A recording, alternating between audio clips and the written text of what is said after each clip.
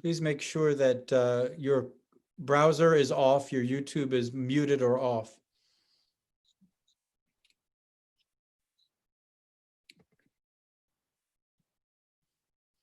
Hello, welcome everyone to Shakespeare in Prisons Network Reads Shakespeare. We're in our 12th week, I believe, and today we are reading William Shakespeare's great comedy, As You Like It. I am Jonathan Shaler, and I will be playing Rosaline. Hi, I'm Rowan Mackenzie, and I'll be reading Orlando. Hi, I'm Christopher Shaler, and I will be playing Adam. Hi, I am Stefania Antonescu, and I am playing Oliver. Matthew Van Meter, and I'll be reading for Dennis. And playing Corin, Amian, and the first page. Matthew Van Meter, I'll be reading for Dennis and Soviet. Sabra Williams, I'm reading Jaques, LeBeau, and the second page. Hi, Simon Williams. I'll be reading Standing In for Celia, reading Second Lord and Arden, as well as Sir Oliver and Feet. Steve Brolin reading Duke Senior and the Second Lord at Court. Scott Purdy reading Duke Frederick. Alejandra Wall reading Charles the Wrestler and Audrey. Melissa Chiasma reading Touchdown.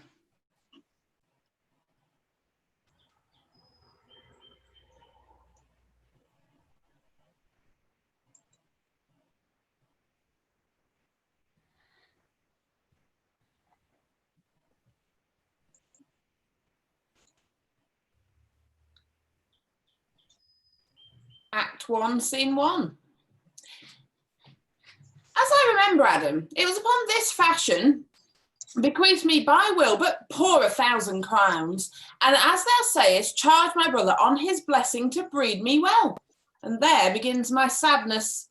My brother Jaques, he keeps at school, and reports speak goldenly of his profit. For my part, he keeps me rustically at home, or to speak more properly, stays me here at home unkept. For call you that keeping? For a gentleman of my birth, that differs not from the stalling of an ox. His horses are bred better, for besides that they are fair with their feeding, they're taught their manage, and to that end riders dearly hired. But I, his brother, gain nothing under him but growth, the which his animals on his dunghills are as much bound to him as I. Besides this nothing that he so plentifully gives me, the something that nature gave me, his countenance seems to take from me. He lets me feed with his hinds, bars me the place of a brother, and as much as in him lies, minds my gentility with my education. This is it, Adam, that grieves me, and the spirit of my father, which I think is within me, begins to mutiny against this servitude. I'll no longer endure it, though I know not yet no wise remedy how to avoid. Yonder comes my master, your brother. Go apart, Adam, and thou shalt hear how he will shake me up. No, sir. What make you here? Nothing. I am not taught to make anything. What mar you then, sir? Marry, sir, I am helping you to mar that which God made, a poor, unworthy brother of yours with idleness. Marry, sir, be better employed, and be nath a while. Shall I keep your hogs and eat husks with them? What prodigal portion have I spent that I should come to such penury? Know you where you are, sir? Oh, sir, very well. Here in your orchard. Know you before whom, sir? Aye, better than him I am before knows me. I know you are my eldest brother, and in the gentle condition of blood you should so know me. The courtesy of nations allows you my better in that you are the firstborn. The same tradition takes not away my blood. Were there 20 brothers betwixt us, I have as much of my father and me as you, albeit I confess your coming before me is nearer to his reverence. What? Boy. Come, come, elder brother, are you not too young in this? Will thou lay hands on me, villain? I am no villain. I am the youngest son of Sir Rowland de Boys. He was my father, and he is thrice a villain that says that such a father begot villains. Wert thou not my brother, I would not take this hand from thy throat till the other had pulled out thy tongue for saying so. Thou hast railed on thyself. Sweet masters, be patient. For your father's remembrance, be it accord.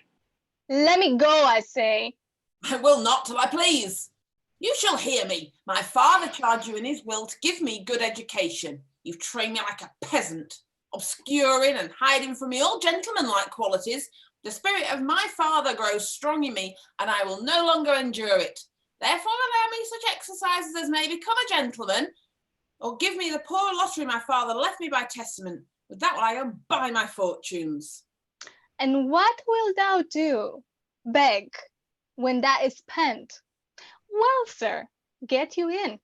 I will not long be troubled with you. You shall have some part of your will. I pray you leave now. I will no further offend you than becomes me for my good. Get you with him, you old dog. His old dog my reward.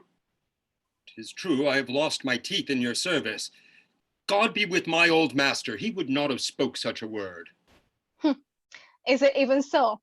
Begin you to grow upon me? I will physic your Agnes, and yet give no 1,000 crowns neither. Hola, Dennis! Close, your worship. Was not Charles, the Dukas wrestler, here to speak with me? So please you, he is here at the door and importunes access to you. Call him in. 'Twill be a good way, and tomorrow the wrestling is. Good morrow to your worship. Good, Monsieur Charles. What's the new news at the court? There's no news at the court, sir, but the old news. That is, the old Duke is banished by his younger brother, the new Duke, and 3 or 4 loving lords have put themselves into voluntary exile with him, whose lands and revenues enrich the new Duke. Therefore, he gives them good leave to wander. Can you tell if Rosaline, the Duke's daughter, be banished with her father? Oh, no.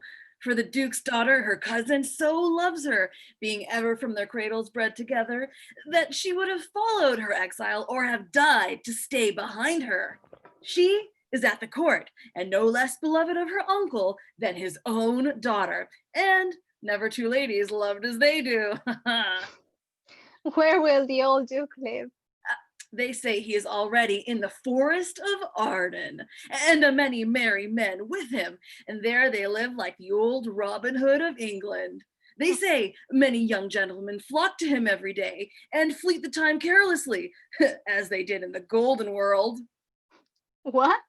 You wrestle tomorrow before the new Duke? Mary, I do, sir, and I came to acquaint you with a matter. I am given, sir, secretly to understand that your younger brother Orlando hath the disposition to come in disguised against me to try a fall. Tomorrow, sir, I wrestle for my credit, and he that escapes me without some broken limb shall acquit him well. Your brother is but young and tender, and for your love I would be loath to foil him, as I must for my own honor if he come in. Therefore, out of my love to you, I came hither to acquaint you withal, that either you might stay him from his intendment, or brook such disgrace well as he shall run into, and that it is a thing of his own search, and altogether against my will. Charles, I thank thee for thy love to me, which thou shalt find I will most kindly require. I had myself notice of my brother's purpose herein, and have by underhand means labored to dissuade him from it. But he is resolute. I'll tell thee, Charles, it is the stubbornest young fellow of France, full of ambition, an envious emulator of every man's good parts, a secret and villainous contriver against me, his natural brother. Therefore, use thy discretion. I had as lief thou didst break his neck as his finger, and thou wert best look to it. For if thou dost him any slight disgrace, or if he do not mightily grace himself on thee, he will practice against thee by poison, and trap thee by some treacherous device, and never, never leave thee till he had thy life by some indirect means or other. For I assure thee, and almost with tears I speak it, there is not one so young and so villainous this day living. I speak but brotherly of him, but should I anatomize him to thee as he is, I must blush and weep, and thou must look pale and wonder. I am heartily glad I came hither to you. If he come tomorrow, I'll give him his payment. If ever he go alone again, I'll never wrestle for prize more. And so, God keep your worship. Farewell, good Charles. Now, will I steer this gamester?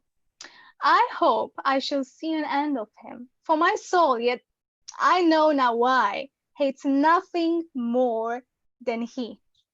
Yet he's gentle, never schooled, and yet learned, full of noble device, of all sorts enchantingly beloved, and indeed so much in the heart of the world, and especially of my own people, who best know him, that I am altogether misprized. But it shall not be so long, till this wrestler shall clear all.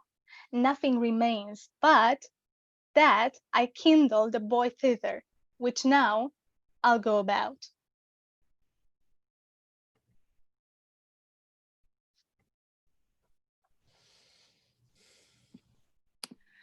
I pray thee, Rosaline, sweet my coz, be merry.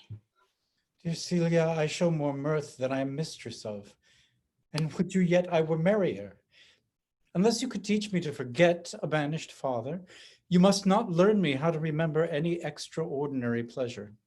Herein I see thou lovest me not with the full weight that I love thee. If my uncle, thy banished father, had banished thy uncle, the Duke, my father, so thou hast been still with me, I could have taught my love to take thy father for mine. So wouldst thou, if the truth of thy love to me were so righteously tempered as mine is to thee. Well, I will forget the condition of my estate to rejoice in yours. You know, my father hath no child but I, nor none is like to have. And truly, when he dies, thou shalt be his heir, for what he hath taken away from thy father perforce, I will render thee again in affection. By mine honor I will, and when I break that oath, let me turn monster. Therefore, my sweet Rose, my dear Rose, be merry. From henceforth I will, coz, and devise sports. Let me see. What think you of falling in love? Marry, I prithee do, to make sport withal, but love no man in good earnest, nor no further in sport, neither than with safety of a pure blush, thou mayst in honor come off again. What shall be our sport then? Let us sit and mock the good housewife Fortune from her wheel, that her gifts may be henceforth bestowed equally. I would we could do so, for her benefits are mightily misplaced, and the bountiful blind woman doth most mistake in her gifts to women. 'Tis true, for those that she makes fair, she scarce makes honest, and those that she makes honest, she makes very ill-favoredly. Nay, now thou goest from Fortune's office to Nature's. Fortune reigns in gifts of the world, not in the lineaments of nature. No? When nature hath made a fair creature, made she not by fortune fall into the fire?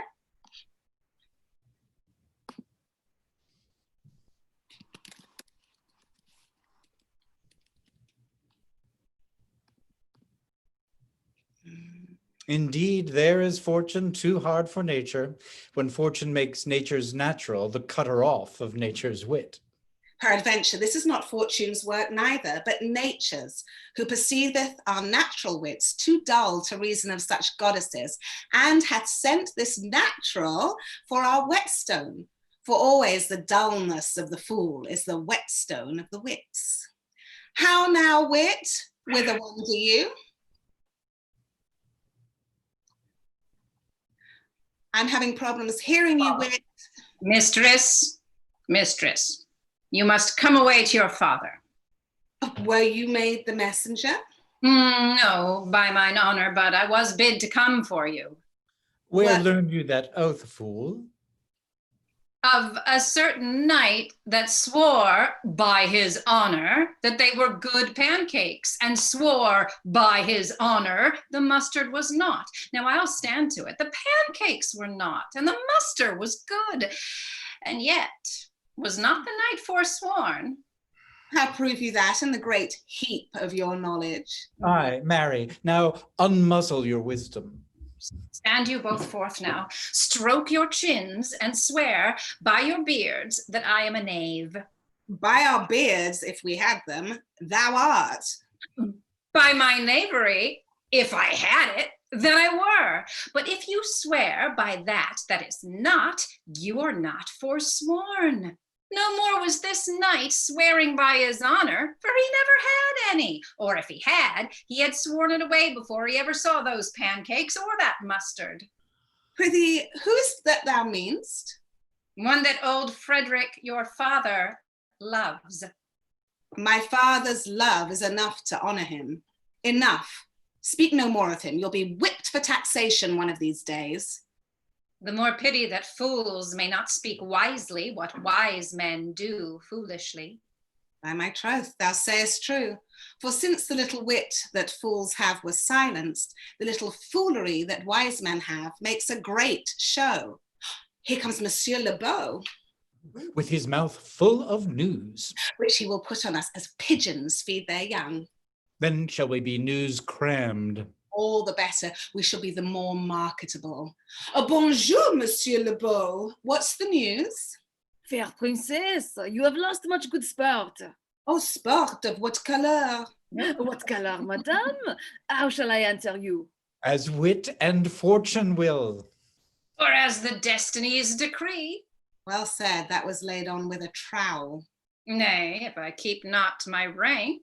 Thou losest thy old smell. Ah, you amaze me, ladies. I would have told you of good wrestling, which you have lost the sight of. Oh, yet tell us the manner of the wrestling. Ah, I will tell you the beginning, and if it please your ladyships, you may see the end, for the best is yet to do, and here, where you are, they are coming to perform it. Well, the beginning that is dead and buried. There comes an old man and his 3 sons. I could match this beginning with an old tale. Ah, 3 proper young men of excellent growth and presence. With bills on their necks. Be it known unto all men by these presents. The eldest of the 3 wrestled with Charles, the Duke's wrestler, which Charles in a moment threw him and broke 3 of his ribs, that there is little hope of life in him. So he serves the 2nd, and so the 3rd. Yonder they lie, the poor old man, their father, making such pitiful dole over them, that all the beholders takes his part with weeping. Lass. But what is the sport, monsieur, that the ladies have lost? Why, this that I speak of. Well, thus men may grow wiser every day. It is the first time that ever I heard breaking of ribs was sport for ladies. Or I promise thee. But is there any else longs to see this broken music in his sides? Is there yet another dotes upon rib breaking? Shall we see this wrestling, cousin? You must if you stay here, for here is the place appointed for the wrestling, and they are ready to perform it. Yonder, sure they are coming. Let us now stay and see it. Come on, since the youth will not be entreated, his own peril on his forwardness. Is yonder the man? Even he, madame. Alas, he is too young, yet he looks successfully. Now, daughter and cousin, are you crept hither to see the wrestling? Aye, my liege, so please you give us leave. You will take little delight in it, I can tell you. There is such odds in the man. In pity of the challenger's youth, I would fain dissuade him, but he will not be entreated. Let us speak to him, ladies, see if you can move him. Call him hither, good Monsieur Le Beau. Do so, I'll not be back. Monsieur, the challenger, the princess calls for you. I attend them with all respect and duty. Young man, have you challenged Charles the wrestler? No, fair princess, he is the general challenger. I come but in as others do, to try with him the strength of my youth. Young gentleman, your spirits are too bold for your years. You have seen cruel proof of this man's strength. If you saw yourself with your eyes or knew yourself with your judgment, the fear of your adventure would counsel you to a more equal enterprise. We pray you, for your own sake, to embrace your own safety and give over this attempt. Oh, do, young sir. Your reputation shall not therefore be misprized. We will make it our suit to the Duke that the wrestling might not go forward. I beseech you, punish me not with your hard thoughts, wherein I confess me much guilty to deny so fair and excellent ladies anything. But let your fair eyes and gentle wishes go with me to my trial, wherein, if I be foiled, there is but one shamed that was never gracious. If killed, but one dead that is willing to be so. I shall do my friends no wrong, for I have none to lament me. The world no injury, for in it I have nothing. Only in the world I fill up a place which may be better supplied when I've made it empty. The little strength that I have, I would it were with you. And mine to eke out hers. Fare you well. Pray heaven I be deceived in you. Your heart's desires be with you. Come, where is this young gallant that is so desirous to lie with his mother earth? Ready, sir, but with his will having it a more modest working. You shall try but one fall. No, I warrant your grace you shall not entreat him to a second, that have so mightily persuaded him from a first. You mean to mock me after, you should not have mocked me before, but come your ways. Now Hercules be thy speed, young man. Would I were invisible to catch the strong fellow by the leg. Oh, excellent young man. I had a thunderbolt in mine eye, I can tell who should down. Oh! No more, no more, no more. Yet, I beseech your grace, I am not yet well breathed. How dost thou, Charles?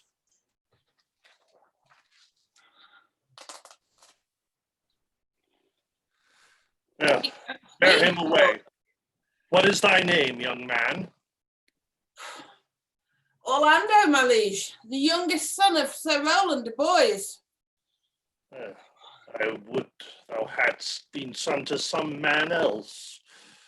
The world esteemed thy father honorable, but I did find him still my enemy. Thou shouldst have better pleased me with his deed hadst thou descended from another house. But fare thee well. Thou art a gallant youth. I would thou hadst told me of another father. Were I my father, coz, would I do this? Proud to be Sir Roland's son, his youngest son, and would not change that calling to be adopted out of Frederick. My father loved Sir Roland as his soul, and all the world was of my father's mind. Had I before known this young man, his son, I should have given him tears unto entreaties ere he should thus have ventured. Gentle cousin, let us go thank him and encourage him. My father's rough and envious disposition sticks me at heart. Sir, you have well deserved if you do keep your promises in love, but justly as you have exceeded all promise. Your mistress shall be happy. Gentlemen, wear this for me, one out of sorts with fortune, that could give more, but that her hand lacks means. Shall we go, coz? Aye, fare you well, fair gentleman. Can I not say, I thank you? My better parts are all thrown down, and that which here stands up is but a quintain, a mere lifeless block. He calls us back. My pride fell with my fortunes. I'll ask what he would. Did you call, sir? Sir, you have wrestled well and overthrown more than your enemies. You go, coz. Have with you. Fare you well. Passion hangs these weights upon my tongue. I cannot speak to her, yet she urged conference. Oh, poor Orlando, thou art overthrown, or Charles or something weaker masters thee.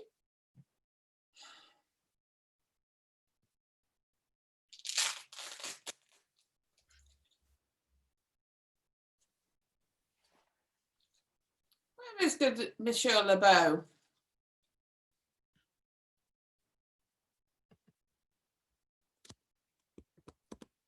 Good sir, I do in friendship counsel you to leave this place, albeit you have deserved high commendation, true applause, and love.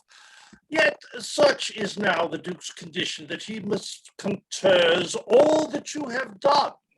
The Duke is humorous, and he is indeed, what he is indeed, more suits you to conceive than I to speak of. I thank you, sir, and pray you tell me this. Which of the two was daughter of the Duke that was here at the wrestling? Neither his daughter, if we judge by manners, but yet indeed the smaller is his daughter.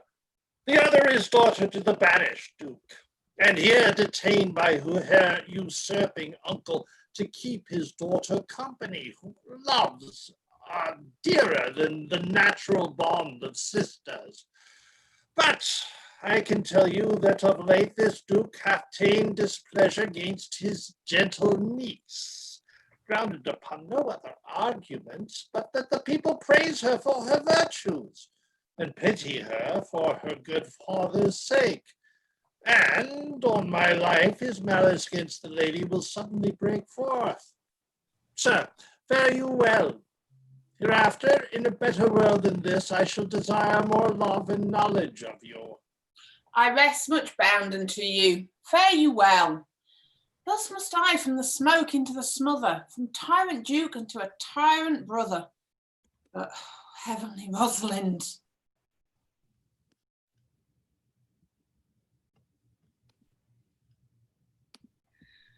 Why, cousin, why, Rosalind? Cupid have mercy, not a word? No, not one to throw at a dog. No, thy words are too precious to be cast away upon curs. Throw some of them at me. Come, lame me with reasons. There were two cousins laid up, then, when the one should be lamed with reasons and the other mad without any. But is this all for your father? No, some of it is for my child's father. Oh, how full of briars is this working day world. They are but burrs, cousin, thrown upon thee in holiday foolery. If we walk not in the trodden paths, our very petticoats will catch them. I could shake them off my coat. These burrs are in my heart. Hem them away. I would try, if I could cry hem and have him. Come, come, wrestle with thy affections. Oh, they take the part of a better wrestler than myself. Oh, good wish upon you. You will try in time in despite of a fall, but turning these jests out of service, let us talk in good earnest. Is it possible, on such a sudden, you should fall into so strong a liking with old Sir Rowland's youngest son? The Duke, my father, loved his father dearly. Doth it therefore ensue that you should love his son dearly? By this kind of chase, I should hate him, for my father hated his father dearly. Yet I hate not Orlando. No, Faith, hate him not, for my sake. Why should I not? Doth he not deserve well? Let me love him for that. And do you love him because I do? Look, here comes the Duke. With his eyes full of anger. Mistress, dispatch you with your safest haste and get you from our court. Me, uncle? New cousin. Within these 10 days, if that thou beest found so near our public court as 20 miles, thou diest for it. I do beseech your grace. Let me the knowledge of my fault bear with me. If with myself I hold intelligence or have acquaintance with mine own desires, if that I do not dream or be not frantic, as I trust I am not, Then, dear uncle, never so much as in a thought unborn did I offend your highness. Thus do all traitors. If their purgation did consist in words, they are as innocent as grace itself. Let it suffice thee that I trust thee not. Yet your mistrust cannot make me a traitor. Tell me whereon the likelihood depends. Thou art thy father's daughter, that's enough. So was I when your highness took his dukedom. So was I when your highness banished him. Treason is not inherited, my lord, or if we did derive it from our friends, what's that to me? My father was no traitor. Then good, my liege, mistake me not so much to think my poverty is treacherous. Dear sovereign, hear me speak. Aye, Celia, we stayed her for your sake, else she had with her father ranged along. I did not then entreat to have her stay. It was your pleasure and your own remorse. I was too young that time to value her, but now I know her. If she be a traitor, why, so am I. We still have slept together, rose at an instant, learned, played, eat together, and wheresoe'er we went, like Juno's swans, still we went coupled and inseparable. Still, she is too subtle for thee, and her smoothness, her very silence, and her patience speak to the people, and they pity her. Thou art a fool. She robs thee of thy name, and thou wilt show more bright and see more virtuous when she is gone. Then open not thy lips firm, and irrevocable is my doom, for which I have passed upon her. She is banished. Pronounce that sentence then on me, my liege. I cannot live out of her company.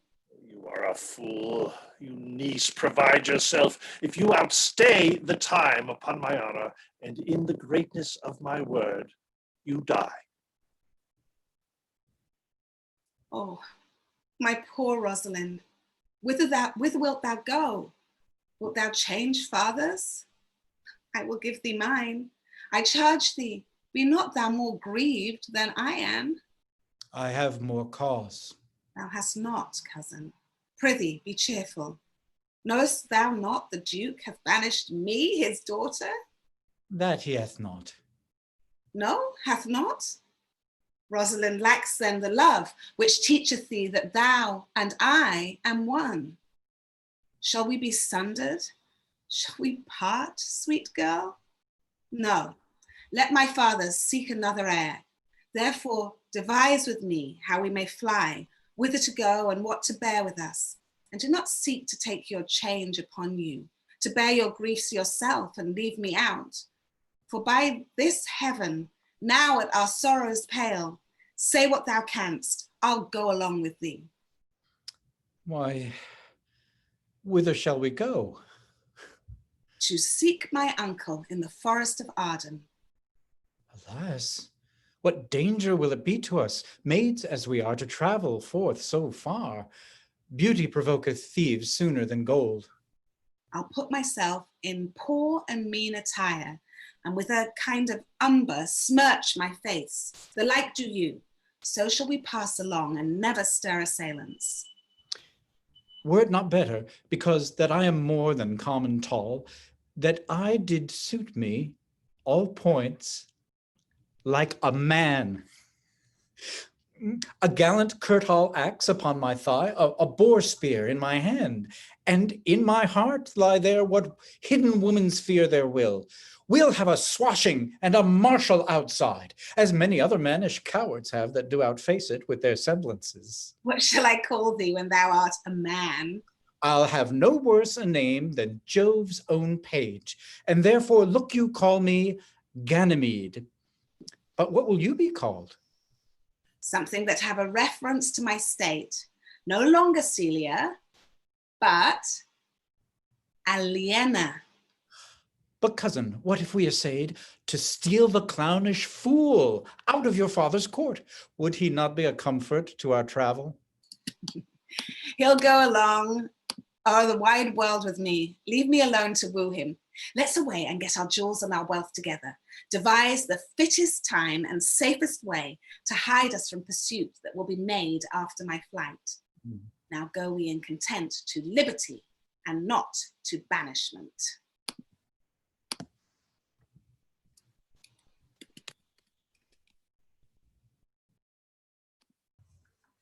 Now, my good co-mates and brothers in exile, hath not old custom made this life more sweet than that of painted pomp?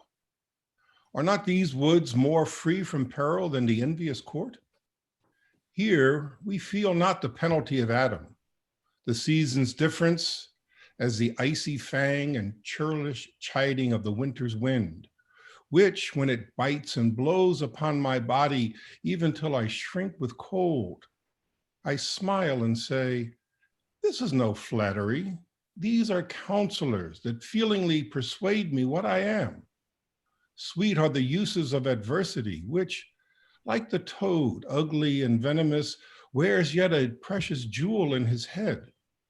And this our life, exempt from public haunt, finds tongues in trees, books in the running brooks, sermons in the stones, and good in everything.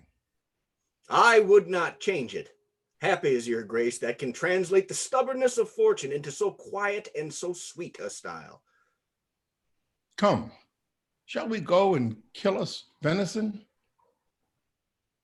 And yet, it irks me, the poor dappled fools, being native burghers of this desert city, should in their own confines with forked heads have their round haunches gored.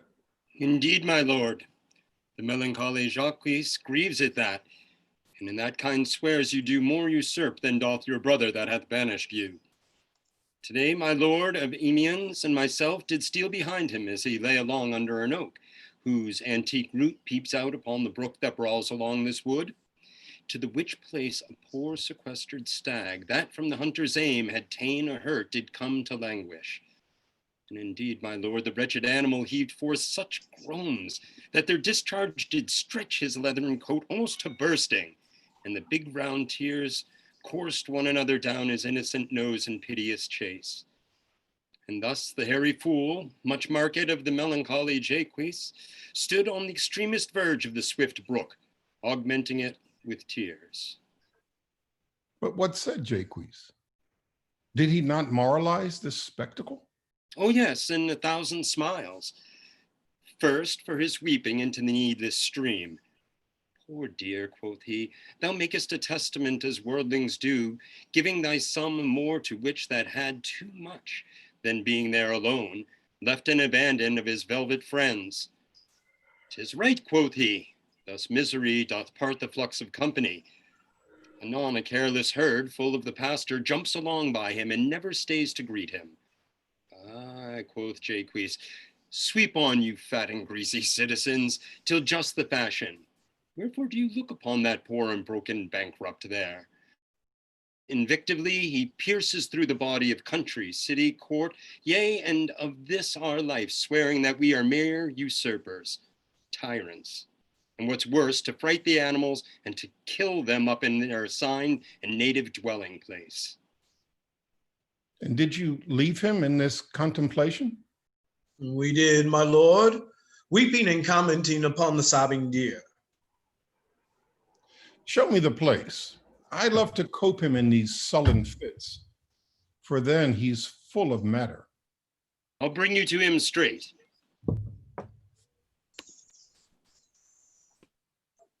Can it be possible that no man saw them? It cannot be. Some villains of my court are of consent and sufferance in this. I cannot hear of any that did see her.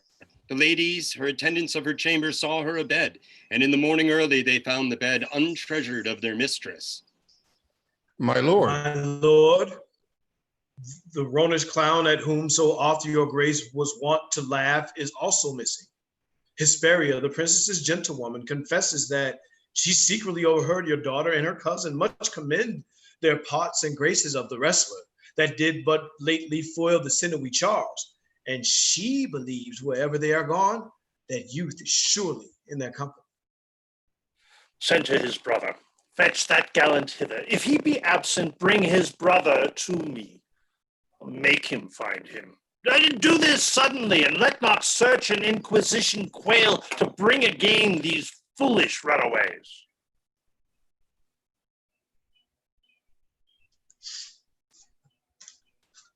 Who's there? What? My young master, oh my gentle master, oh my sweet master, oh you memory of old Sir Roland. Why, what make you here? Why are you virtuous? Why do people love you? And wherefore are you gentle, strong, and valiant? Why would you be so fond to overcome the bonny prizer of the humorous Duke? Your praise has come too swiftly home before you. Know you not, master, to some kind of men, their graces serve them but as enemies? No more do yours. Your virtues, gentle master, are sanctified and holy traitors to you. Oh, what a world is this when what is comely envenoms him and bears it? Why? What's the matter? Oh, unhappy youth, come not within these doors. Within this roof, the enemy of all your graces lives. Your brother, no brother, yet the son, yet not the son. I will not call him son of him I was about to call his father, hath heard your praises, and this night he means to burn the lodging where you used to lie, and you within it. If he fail of that, he will have other means to cut you off. I overheard him in his practices. There is no place. This house is but a butchery. Abhor it, fear it, do not enter. Why, whither, Adam, wouldst thou have me go? No matter whither, so you come not here. What, wouldst thou have me go and beg my food, or with a base and boisterous sword enforce a thievish living on the common road? This I must do, or know not what to do. Yet this I will not do. Do how I can. I rather will subject me to the malice of a diverted blood and bloody brother. But do not so. I have 500 crowns. The thrifty hire I saved under your father, which I did store to be my foster nurse when service should be in my old limbs lie lame, and unregarded aged in corners thrown. Take that. He that doth the ravens feed, yea, providently caters for the sparrow. Be comfort to my age. Here's the gold. All this I give you. Let me be your servant. Though I look old, yet I am strong and lusty, for in my youth I never did apply hot and rebellious liquors in my blood, nor did not with unbashful forehead woo the means of weakness and debility. Therefore, my age is as a lusty winter, frosty but kindly. Let me go with you. I'll do the service of a younger man in all your business and necessities. Oh, good old man, how well in thee appears the constant service of the antique world, when service sweat for duty, not for meed. Thou art not for the fashion of these times, when none will sweat but for promotion, and having that do choke their service up, even with the having. It's not so with thee. But, poor old man, thou prunest a rotten tree that cannot so much as a blossom yield in lieu of thy pains and husbandry. But come thy ways, we'll go along together, and ere we have thy youthful wages spent, we'll light upon some settled low content. Master, go on. I will follow thee to the last gap with truth and loyalty. From 17 years till now, almost 80 here lived I, but now live here no more. 17 years, many their fortune seek, but at 80 it is too late a week. Yet fortune cannot recompense me better than to die well, and not my master's debtor.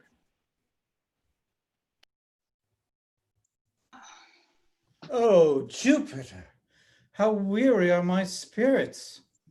I care not for my spirits if my legs were not weary. I could find in my heart to disgrace my man's apparel and to cry like a woman, but I must comfort the weaker vessel, as doublet and hose ought to show itself courageous to petticoat. Therefore, courage, good Aliena. I pray you, bear with me. I cannot go no further. For my part, I'd rather bear with you than bear you.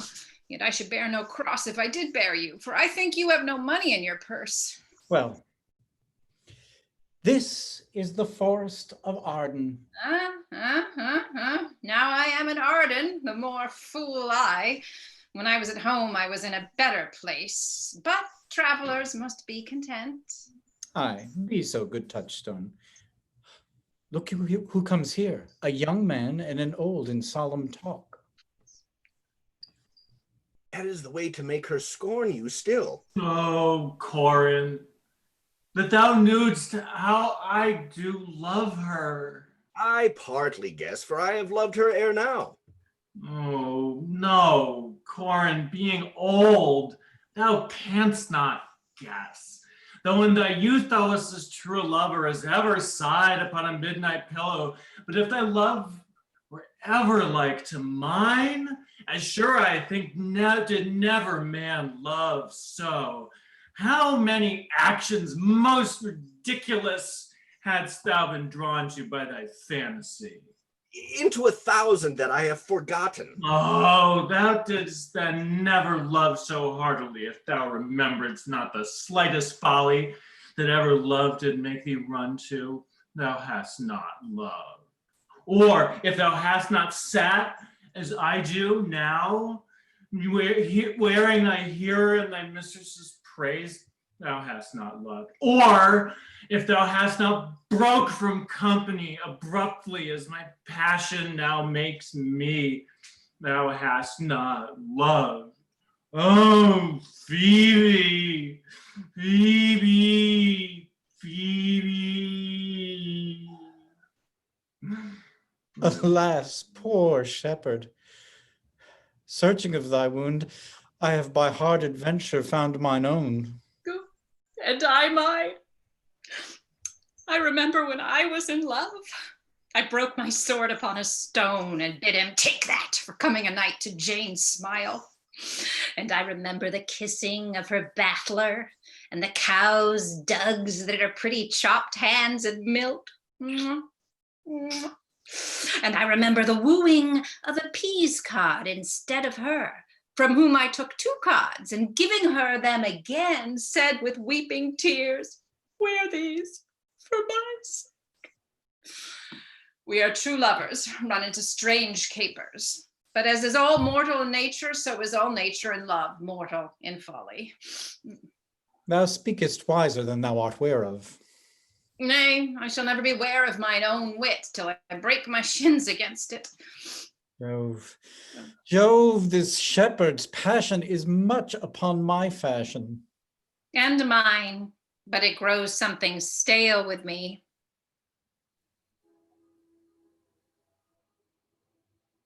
Celia. I pray you, one of you question yon man, if he for gold will give us food. I faint almost to death. Hola, you clown! Peace, fool, he's not thy kinsman. Who calls? Your betters, sir.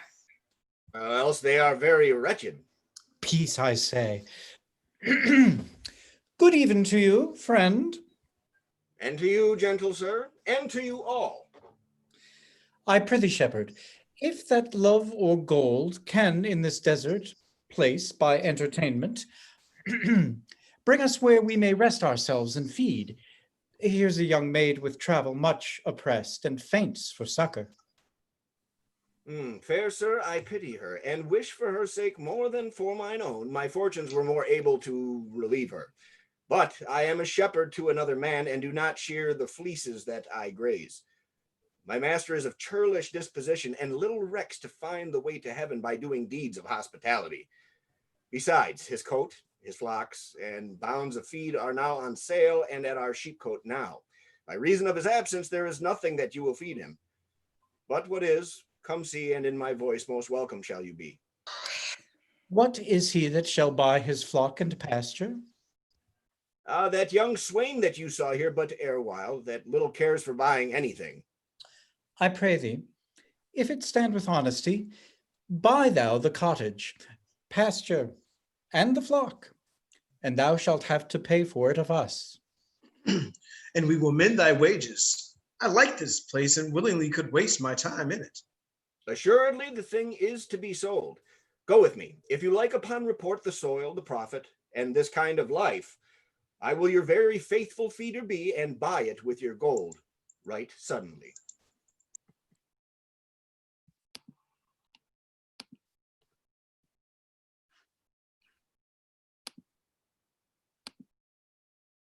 Where is Amiens? Amien, come.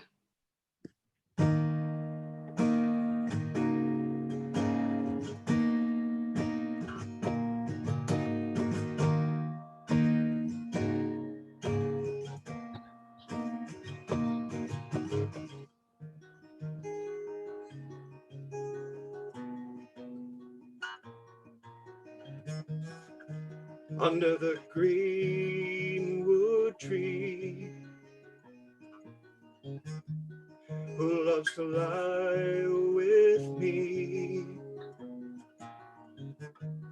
and turn his merry note unto that sweet bird's throat.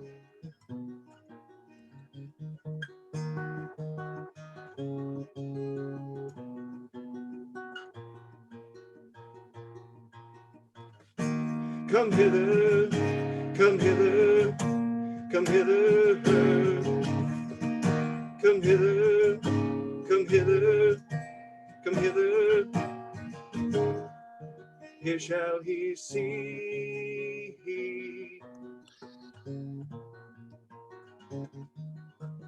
no enemy, but winter and rough weather.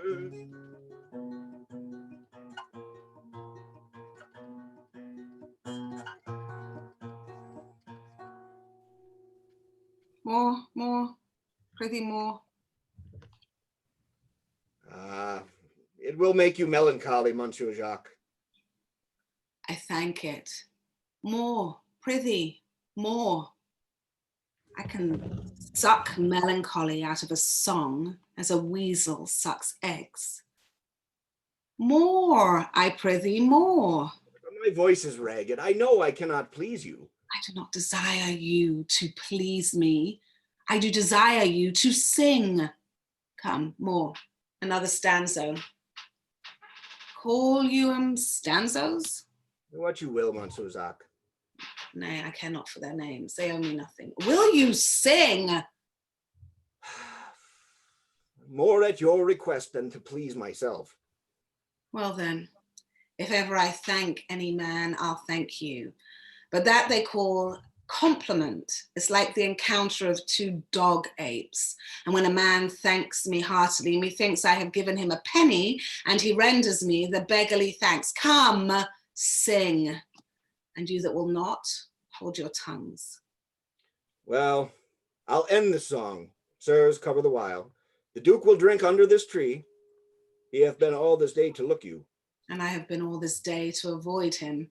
He is too disputable for my company. I think of as many matters as he, but I give heavenly thanks and make no boast of them. Come, warble, come. Who doth ambition shun and loves to live in the sun, seeking the food he eats and pleased with what he gets. Come hither, come hither, come hither, here he shall see no enemy, but winter and rough weather. I'll give you a verse to this note that I made yesterday in despite of my invention. And I'll sing it. Thus it goes. If it do come to pass that any man turn ass, leaving his wealth and ease, a stubborn will to please, Duke Dame, Duke Dame, Duke Dame, here shall he see gross fools as he, and if he will come to me. What's that Duke Dame? It is a Greek invocation to call fools into a circle. I'll go to sleep if I can. If I cannot, I'll rail against all the firstborn of Egypt. and I guess I'll go to see the Duke. His banquet is prepared.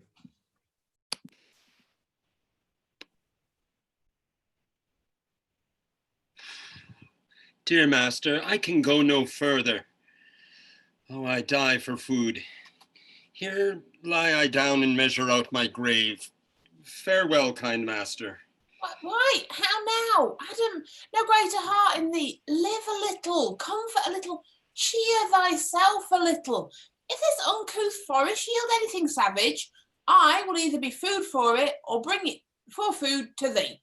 My conceit is nearer death than thy powers. For my sake, be comfortable. Hold death a while at the arm's end.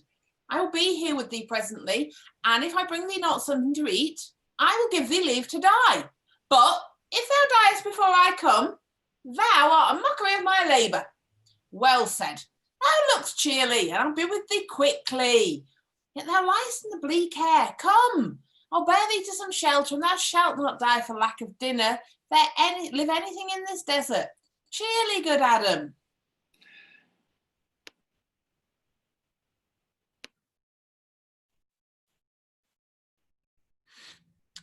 I think he be transformed into a beast, for I can nowhere find him like a man. My lord, he is but even now gone hence. There he was here, be merry, hearing him a song. If he, compact of jars, grow musical, we shall have shortly discord in the spheres. Go seek him, tell him I would speak with him. He says it's my labor by his own approach. Why, how now, monsieur? What a life is this that your poor friends must woo your company? What, ye look merrily? A fool. I met a fool in the forest, a motley fool, a miserable world. As I do live by food, I met a fool who laid him down and basked him in the sun and railed on Lady Fortune in good terms, in good set terms, and yet a motley fool. Good morrow, fool, quoth I. No, sir, quoth he, call me not fool till heaven hath sent me fortune. And then he drew a dial from his poke, and looking on it with a lackluster eye, says very wisely, it is 10 o'clock.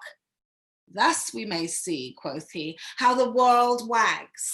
'Tis but an hour ago since it was 9, and after 1 hour more 'twill be 11. And so from hour to hour we ripe, and then from hour to hour we rot, and thereby hangs a tale. When I did hear the motley fool thus moral on the time, my lungs began to crow like Chanticleer, that fools should be so deep contemplative. And I did laugh sans intermission, an hour by his dial. Noble fool, a worthy fool. Motley's the only wear. What fool is this? Oh, worthy fool. One that hath been a courtier and says, if ladies be but young and fair, they have the gift to know it. And in his brain, which is as dry as the remainder biscuit after a voyage, he hath strange places crammed with observation, the which he vents in mangled forms. Oh, that I were a fool. I am ambitious for a motley coat. Ah, thou shalt have one. It is my only suit, provided that you weed your better judgments of all opinions that grows rank in them, that I am wise. I must have liberty, with all as large a charter as the wind, to blow on whom I please, for so fools have. And they that are most galled with my folly, they most must laugh. And why, sir, must they so?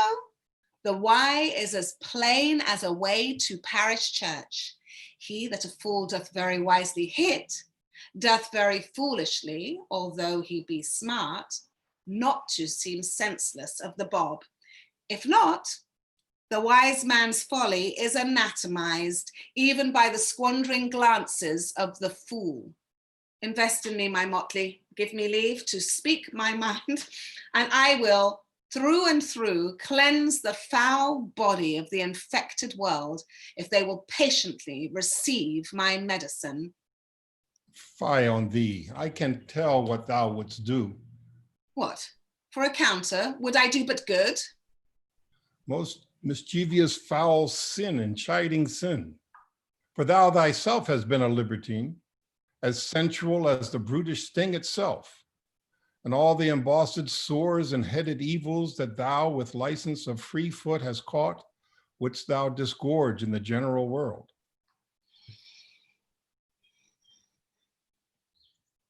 What? Why? Who cries out on pride that can therein tax any private party? Doth it not flow as hugely as the sea, till that the weary very means do ebb? What woman in the city do I name when that I say the city woman bears the cost of princes on unworthy shoulders? Who can come in and say that I mean her, when such a one as she is such her neighbor? Or what is he of basest function that says his bravery is not on my cost, thinking that I mean him, but therein suits his folly to the metal of my speech? There then, how then, what then? Let me see wherein my tongue hath wronged him. If it do him right, then he hath wronged himself. If he be free, why then my taxing, like a wild goose flies, unclaimed of any man. But who comes here? Prepare and eat no more. Why, I have eat none yet. Nor shall not till necessity be served.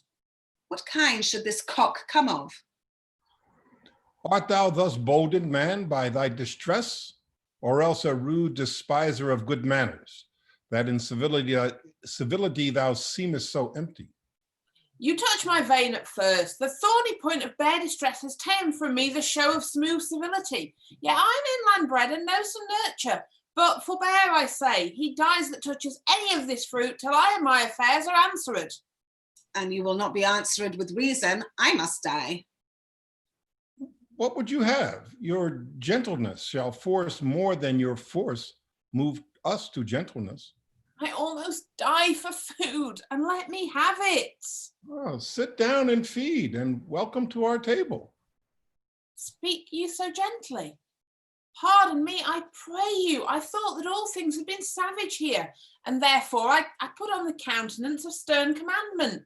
But whatever you are, that in this desert inaccessible under the shade of melancholy boughs, lose and neglect the creeping hours of time. If ever you have looked on better days, if ever have been where bells have knolled to church, if ever sat at any good man's feast, if ever from your eyelids wiped a tear, and know what is to pity and be pitied, let gentleness my strong enforcement be, in the which hope I blush and hide my sword.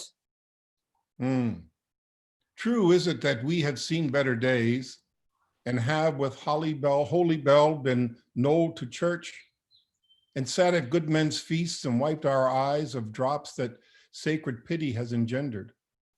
And therefore, sit you down in gentleness and take upon command what help we have, that to your wanting may be ministered. Then, but forbear your food a little whiles like a doe I go to find my fawn and give it food.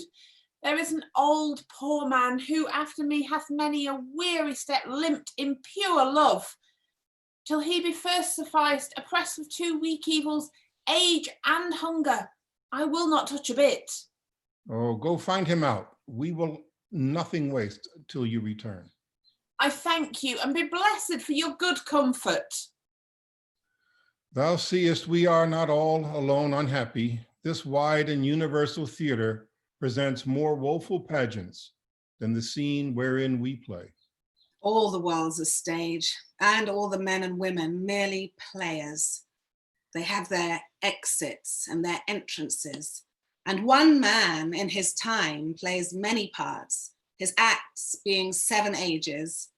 At first the infant, mewling and puking in the nurse's arms, and then the whining schoolboy with his satchel and shiny morning face creeping like snail unwillingly to school.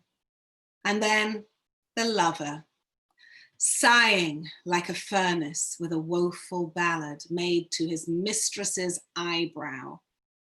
And then a soldier full of strange oaths and bearded like the pard, jealous in honor, sudden and quick in quarrel, seeking the bubble reputation, even in the cannon's mouth. And then the justice, in fair, round belly with good capon lined, with eyes severe and beard of formal cut, full of wise saws and modern instances. And so he plays his part. The sixth age shifts into the lean and slippered pantaloon, with spectacles on his nose and a pouch on side, his youthful hose well saved, a world too wide for his shrunk shank and his big manly voice, turning again toward childish treble, pipes and whistles in his sound. Last scene of all that ends this strange, eventful history is second childishness and mere oblivion. Sans teeth, sans eyes, sans taste, sans everything.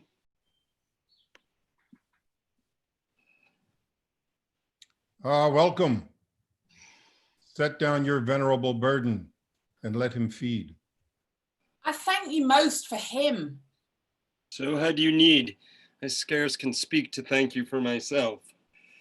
Welcome. Fall to. I will not trouble you as yet to question you about your fortunes. Give us some music, and good cousin, sing.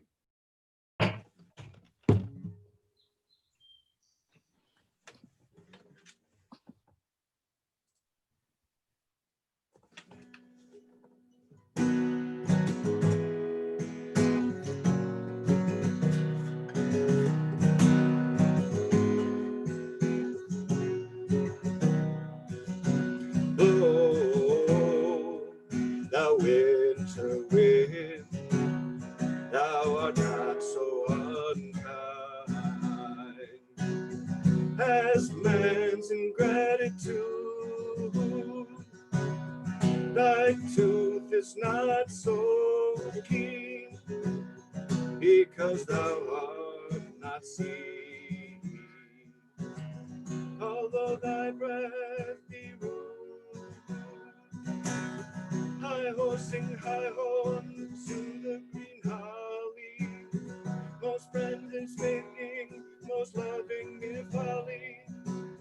Then hi the ho, the holly.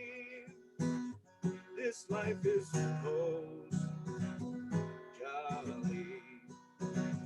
Freeze, freeze, thou bitter sky, that does not bite so nigh, has benefits for God, though thou the winter waters pour.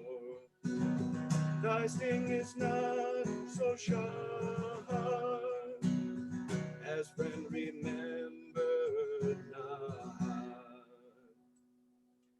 Hi-ho, sing hi-ho to the green holly, most friendships feigning, most loving if folly. Hi-ho, the holly, this life is most jolly.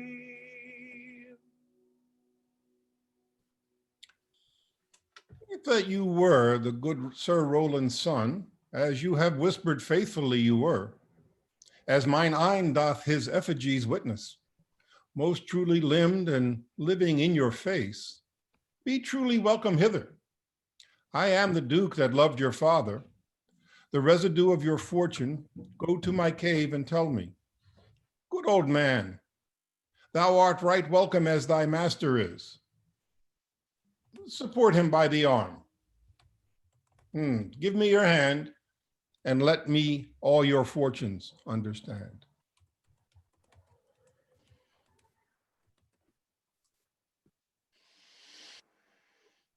Not seen him since? Sir, that cannot be. But were I not the better part made mercy, I should not seek an absent argument of my revenge, thou present. But look to it. Find out my brother, wheresoe'er he is. Seek him with candle, bring him dead or living within this 12-month, or turn thou no more to seek a living in our territory. Thy lands and all things that thou dost call thine worth seizure, we do seize into our hands, till thou canst quit thee by thy brother's mouth of what we think against thee. Oh, that your highness knew that in this I never loved my brother in my life. Or villain thou. Well, push him out of doors, and let my officers of such a nature make an extent of his house and lands. Do this expediently and turn him going.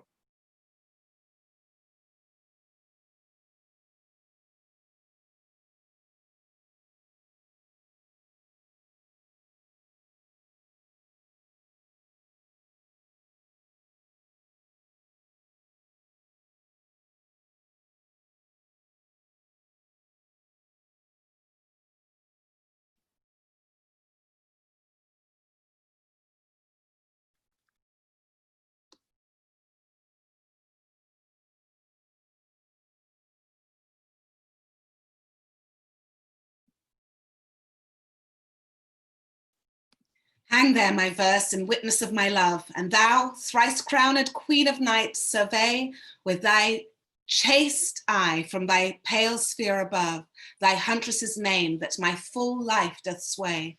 O Rosalind, these trees shall be my books, and in their barks my thoughts are character, that every eye which in this forest looks shall see thy virtue witnessed everywhere. Run, run, Orlando, carve on every tree the fair, the chaste, and unexpressive she. And how like you this shepherd's life, Master Touchstone? Truly, shepherd, and respect of itself, it is a good life. But in respect that it is a shepherd's life, it is not. In respect that it is solitary, I like it very well, but in respect that it is private, it is a very vile life. Now, in respect it is in the fields, it pleaseth me well, but in respect that it is not in the court, it is tedious. As it is a spare life, look you, it fits my humor well, but as there is no more plenty in it, it goes much against my stomach. Hast any philosophy in thee, shepherd? No more, but that I know the more one sickens, the worse at ease he is, and that he wants money, means, and content, is without 3 good friends, and the property of rain is sold to wet, and fire to burn, and good pasture makes fat sheep, and that a great cause of the night is a lack of the sun, and that he hath learned no wit by nature, nor art may complain of good breeding, or comes of a very dull kindred. Such a one is a natural philosopher. Wast ever in court, shepherd? No, truly. Then thou art damned. Nay, I hope. Truly, thou art damned, like an ill-roasted egg, all on one side. For not being at court. Your reason? Why, if thou wast never at court, thou never sawest good manners. If thou never sawest good manners, then thy manners must be wicked, and wickedness is sin, and sin is damnation. Thou art in a parlous state, shepherd? Not a whit, Touchstone. Those that are good manners at the court are as ridiculous in the country as the behavior of the country is most mockable at the court. You told me you salute not at the court, but you kiss your hands. That courtesy would be uncleanly if courtiers were shepherds. Instance? Briefly, come, instance? Why, we are all still handling our ewes, and their fells, you know, are greasy. What? Do not your courtiers' hands sweat? And is not grease of a mutton as wholesome as the sweat of a man? Shallow, shallow. A better instance. Come on. Besides, our hands are hard. Your lips will feel them the sooner. Shallow again. A more sounder instance. Come. And they are often tarred over with the surgery of our sheep. And would you have us kiss tar? The courtier's hands are perfumed with civet. Oh, most shallow man, thou worm's meat in respect of a good piece of flesh indeed. Learn of the wise and perpend. Civet is of a baser birth than tar. It's the very uncleanly flux of a cat, the secretions of its anal glands. That is what flux of a cat means. Mend the instance, shepherd.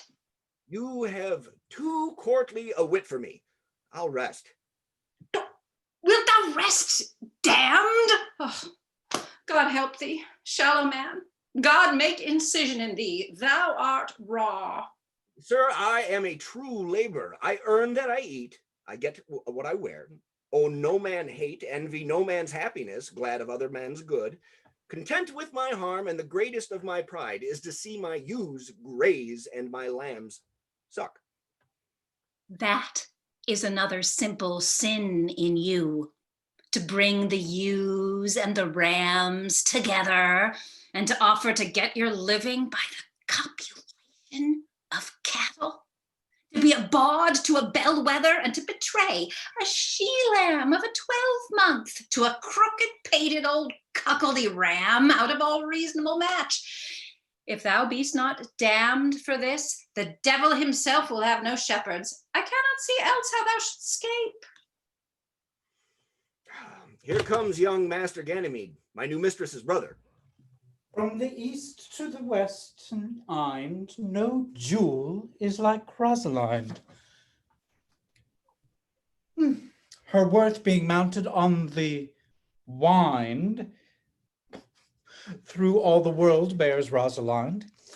All the pictures fairest lined are but black to Rosaline. Let no face be kept in mind but the fair of Rosaline. I'll rhyme you so 8 years together, dinners and suppers and sleeping hours accepted. It is the right butterwoman's rank to market. Out, fool. For a taste. If a heart do lack a hind, let him seek out Rosaline. If the cat will after kind, so be sure will Rosaline. Wintered garments must be lined, so must slender Rosaline. They that reap must sheaf and bind, then to cart with Rosaline. Sweetest nut hath sourest rind, such a nut is Rosaline. He that sweetest rose will find, must find love's prick and Rosaline. This is the very false gallop of verses. Why do you infect yourself with them? Peace, you dull fool. I found them on a tree. Truly, the tree yields a bad fruit. I'll graft it with you, and then I shall graft it with a meddler. Then it will be the earliest fruit in the country, for you'll be rotten ere you be half ripe, and that's the right virtue of the meddler. You have said, but whether wisely or no, let the forest judge. Peace, here comes my sister reading. Stand aside. Why should this a desert be? For it is unpeopled, no? Tongues I'll hang on every tree that shall Sybil saying show. Somehow the brief life of man runs his erring pilgrimage, that the stretching of a span buckles in his sum of age. Some of violated vows twixt the souls of a friend and friend, but upon the fairest vows, or at every sentence end, will I, Rosalinda, write, teaching all that read to know that quintessence of every sprite. Heaven would in little show, therefore heaven nature changed, that one body should be filled, while grace is wide and large, nature presently distilled. Helen's cheek, but not her heart, Cleopatra's majesty, Atalanta's better part.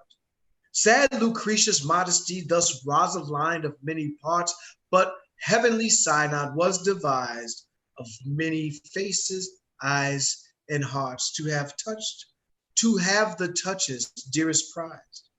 Heaven Would that she these gifts should have, and I to live and die her slave. O most gentle Jupiter, what tedious homily of love have you wearied your parishioners withal, and never cried, have patience, good people? How now? Back, friends, shepherd, go off a little. Go with him, sirrah. Shepherd, let's make an honorable retreat, though not with bag and baggage, yet with scrip and scrippage. Didst thou hear these verses? Oh yes, I heard them all, and more too, for some of them had in them more feet than the verses would bear. And that's no matter. The feet might bear the verses. Aye, but the feet were lame and could not bear themselves without the verse, and therefore stood lamely in the verse. But didst thou hear without wondering how thy name should be changed and carved upon these trees? I was 7 of the 9 days out of the wonder before you came. For look here, what I found on a palm tree. I was never so berhymed since Pythagoras' time that I was an Irish rat, which I can hardly remember. Trow you who have done this. Is it a man? And the chain that you once wore about his neck, changed you color? I prithee who? Oh Lord, Lord, it is a matter for friends to meet, but mountains may be removed with earthquakes and so encountered. Nay, but who is it? Is it possible? Nay, I prithee now, with most petitionary vehemence, tell me who it is. Oh, wonderful, wonderful, and most wonderful, wonderful, and yet again wonderful, and after that of all, whooping. Good my complexion, dost thou think, though I am comparisoned like a man, I have a doublet and hose in my disposition? 1 inch of delay more is a South Sea of discovery. I prithee tell me who it is quickly, and speak apace. I would thou couldst stammer, that thou mightst pour this concealed man out of thy mouth as wine comes out of a narrow-mouthed bottle, either too much at once or not at all. I prithee take the cork out of thy mouth, that I may drink thy tidings. So you may put a man in your belly? Is he of God's making? What manner of man? Is his head worth a hat, or his chin worth a beard? Nay, he hath but a little beard. Why, God will send more if the man be thankful. Let me stay the growth of his beard, if thou delay me not the knowledge of his chin. It is young Orlando that tripped up the restless heels in your heart both in an instant. Nay, but the devil take thee mocking. Speak sad brow and true maid. I faith, cause 'tis he. Orlando? Orlando. Alas the day. What shall I do with my doublet and hose? What did he when thou sawest him? What said he? How looked he? Where went he? What makes he here? Did he ask for me? Where remains he? How parted he with thee? And when shall thou see him again? Answer me in one word. You must borrow me Gargantuan's mouth first. 'Tis a word too great for any mouth of this age's size to say aye and no, and these particulars is more than answer to catechism. But doth he know that I am in this forest and in man's apparel? Oh, looks he as freshly as he did the day he wrestled. It is as easy to count atomies as to resolve the prepositions of a lover. But take a taste of my finding him, and relish it with good observance. I find him under a tree like a dropped acorn. It may well be called Jove's tree when it drops forth such fruit. Give me audience, good madam. Proceed. There lay he, stretched along like a wooded knight. Though it be pity to see such a sight, it well becomes the ground. Cry, hola, to thy tongue, I prithee. It curvets unreasonably. He was furnished like a hunter. Oh, ominous. He comes to kill my heart. I would sing my song without a burden. Thou bringst me out of tune. Do you not know I am a woman? When I think, I must speak. Sweet, say on. You bring me out. Soft. Come not here. 'Tis he. Slink by and note him. I thank you for your company, but good faith, I had as lief have been by myself alone.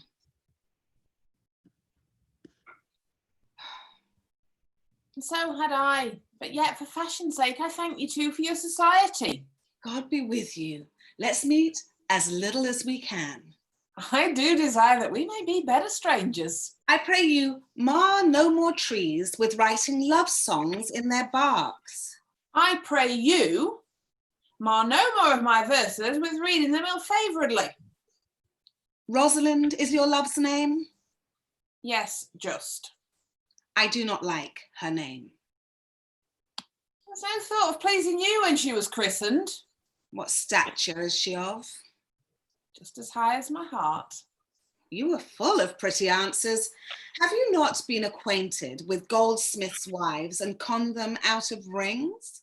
Not so, but I answer you right painted cloth from whence you studied your questions. You have a nimble wit. I think 'twas made of Atlanta's heels. Will you sit down with me, and we two will rail against our mistress, the world, and all our misery. I have tried no breather in the world but myself, against whom I know most faults. The worst fault you have is to be in love. 'Tis a fault I will not change for your best virtue. I'm weary of you. By my troth, I was seeking for a fool when I found you. He is drowned in the brook. Look but in and you'll see him. There I shall see mine own figure, which I take to be either a fool or a cipher. I'll tarry no more with you. Farewell, good Signor of love, Signor Love. I am glad of your departure. Adieu, good Monsieur Melancholy. I will speak to him like a saucy lackey, and under that habit play the knave with him. Do you hear, Forester? Very well. What would you? I pray, what is it o'clock? You should ask me what time of day. There's no clock in the forest. Oh, then there's no true lover in the forest. Else sighing every minute and groaning every hour would detect the lazy foot of time as well as a clock. And why not the swift foot of time? Had not that been as proper? By no means, sir. Time travels in divers paces with divers persons. I'll tell you who time ambles withal, who time trots withal, who time gallops withal, and who he stands withal. I prithee, who doth he trot withal? Marry, he trots hard with a young maid between the contract of her marriage and the day it is solemnized. If the interim be but a se'nnight, time's pace is so hard that it seems the length of 7 years. Who ambles time withal? With a priest that lacks Latin and a rich man that hath not the gout. For the one sleeps easily because he cannot study, and the other lives merrily because he feels no pain. The one lacking the burden of lean and wasteful learning, the other knowing no burden of heavy, tedious penury. These time ambles withal. And who doth he gallop withal? With a thief to the gallows. For though he go as softly as foot can fall, he thinks himself too soon there. Who stays it still withal? With lawyers in the vacation, for they sleep between term and term, and then they perceive not how time moves. Where dwell you, pretty youth? Oh, with this shepherdess, my sister, here in the skirts of the forest, like fringe upon a petticoat. Are you native of this place? As the coney that you see dwell where she is kindled. Your accent is something finer than you could purchase in so removed a dwelling. I have been told so of many, but indeed, an old religious uncle of mine taught me to speak, who was in his youth an inland man, one that knew courtship too well, for there he fell in love. I have heard him read many lectures against it, and I thank God I am not a woman, to be touched with so many giddy offences as he hath generally taxed their whole sex withal. Can you remember any of the principal evils that he laid to the charge of women? They were none principal. They were like all one another as halfpence are, every one fault seeming monstrous till his fellow fault came to match it. I prithee, recount some of them. No, I will not cast away my physic, but on those that are sick. There is a man haunts the forest that abuses our young plants with carving Rosaline on their barks, hangs odes upon hawthorns and elegies on brambles, all forsooth, deifying the name of Rosaline. If I could meet that fancy monger, I would give him some good counsel, for he seems to have the quotidian of love upon him. I am he that is so love-shaped. I pray you, tell me your remedy. There's none of my uncle's marks upon you. He taught me how to know a man in love, in which cage of rushes I am sure you are not prisoner. What were his marks? A lean cheek, which you have not. A blue eye and sunken, which you have not. An unquestionable spirit, which you have not. A beard neglected, which you have not. But I pardon you for that, for simply your having a beard is a younger brother's revenue. Then your hose should be unguarded, your bonnet unbanded, your sleeve unbuttoned, your shoe untied, and everything about you demonstrating a careless desolation. But you are no such man. You are rather point device in your accoutrements, as loving yourself than seeming the lover of any other. Fair youth, I would I could make thee believe I love. Me believe it? You may as soon make her that you love believe it, which I warrant she is apter to do than to confess she does. That is one of the points in the which women still give the lie to their consciences. But in good sooth, are you he that hangs the verses on the trees wherein Rosaline is so admired? I swear to thee, youth, by the white hand of Rosaline, I am that he, that unfortunate he. But are you so much in love as your rhymes speak? Neither rhyme nor reason can express how much. Love is merely a madness, and I tell you, deserves as well a dark house and a whip as madmen do. And the reason why they are not so punished and cured is that the lunacy is so ordinary that the whippers are in love too. Yet I profess curing it by counsel. Did you ever cure any so? Yes, one, and in this manner. He was to imagine me his love, his mistress, and I set him every day to woo me, at which time would I, being but a moonish youth, grieve, be effeminate, changeable, longing and liking, proud, fantastical, apish, shallow, inconstant, full of tears, full of smiles, for every passion something, and for no passion truly anything, as boys and women are, for the most part cattle of this color, would now like him, now loathe him, then entertain him, then forswear him, now weep for him, then spit at him, that I drave my suitor from his mad humor of love to a living humor of madness, which was to forswear the full stream of the world and to live in a nook, merely monastic. And thus I cured him, and this way will I take upon me to wash your liver as clean as a sound sheep's heart, that there shall not be one spot of love in it. I would not be cured, youth. I would cure you if you would but call me Rosaline and come every day to my coat and woo me. Now, by the faith of my love, I will. Tell me where it is. Go with me to it, and I'll show it to you. And by the way, you shall tell me where in the forest you live. Will you go?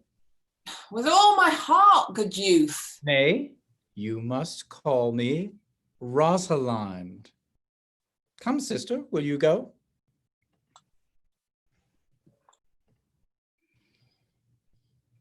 Come apace, good Audrey.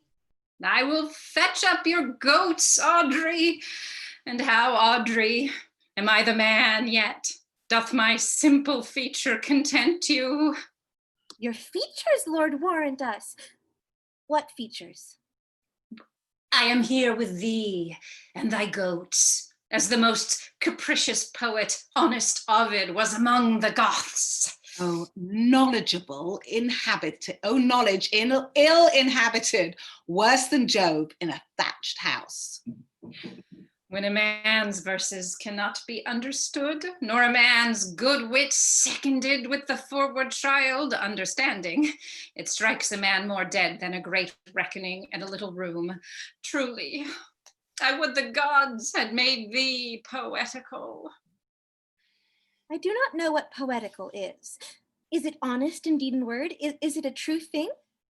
No, truly, for the truest poetry is the most feigning, and lovers are given to poetry, and what they swear in poetry may be said as lovers they do feign. Do you wish then that the gods had made me poetical? I do, truly, for if thou swearst to me, thou art honest. Now, if I were a poet, I might had some hope thou didst feign. Would you not have me honest? No, truly, unless thou wert hard favored. For honesty coupled to beauty is to have honey, a sauce to sugar. A material fool. Well, I am not fair, and therefore I pray the gods make me honest. Truly, and to cast away honesty upon a foul slut were to put good meat into an unclean dish. I am not a slut, though I thank the gods I am foul. Well, praised be the gods for thy foulness. Sluttishness may come hereafter, but be as it may, I will marry thee. And to that end, I have been with Sir Oliver Martext, the vicar of the next village, who hath promised to meet me in this place of the forest and to couple us. I would fain see this meeting. Oh, will the gods give us joy? Amen. A man may, if he were of a fearful heart, stagger in this attempt, for here we have no temple but the wood, no assembly but horned beasts. But what though? Courage! As horns are odious, they are necessary. It is said, many a man knows no end of his goods. Right, many a man has good horns and knows no end of them. Well, that is the dowry of his wife. 'Tis none of his own getting. Horns? Even so. Poor men alone? No, no. The noblest deer have them as huge as the rascal. Is the single man therefore blessed? No. As a walled town is more worthier than a village, so is the forehead of a married man more honorable than the bare brow of a bachelor. And by how much defense is better than no skill, by so much is a horn more precious than to want. Oh, here comes Sir Oliver. Sir Oliver Martext, you are well met. Will you dispatch us here? Under this tree, or shall we go with you to your chapel? Is there none here to give the woman? I will not take her on gift of any man. Truly, she must be given, or the marriage is not lawful. Proceed, I'll give her. Oh, good even, good monsieur, what do you call it? How do you, sir? You are very well met. God yield you for your last company. I'm very glad to see you. Even a toy in hand here, sir. Nay, pray be covered. Will you be married, Motley? As the ox hath his bow, sir, the horse his curb, and the falcon her bells, so man hath his desires. And as pigeon's bill, so wedlock would be nibbling. And will you, being a man of your breeding, be married under a bush like a beggar? Get you to church and have a good priest that can tell you what marriage is. This fellow will but join you together as they join wainscot. Then one of you will prove a shrunk panel and like green timber, warp.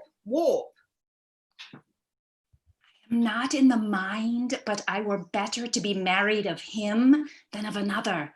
For he is not like to marry me well, and not being well married, it will be a good excuse for me hereafter to leave my wife. Go thou with me, and let me counsel thee. Oh, come, sweet Audrey, we must be married, or we must live in bawdry. Farewell, good Master Oliver, not, oh, sweet Oliver, oh, brave Oliver, leave me not behind thee, but wind away, begone, I say, I will not to wedding with thee. 'Tis no matter.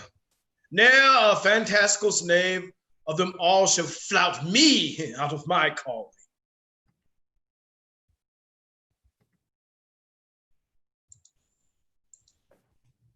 Never talk to me. I will weep.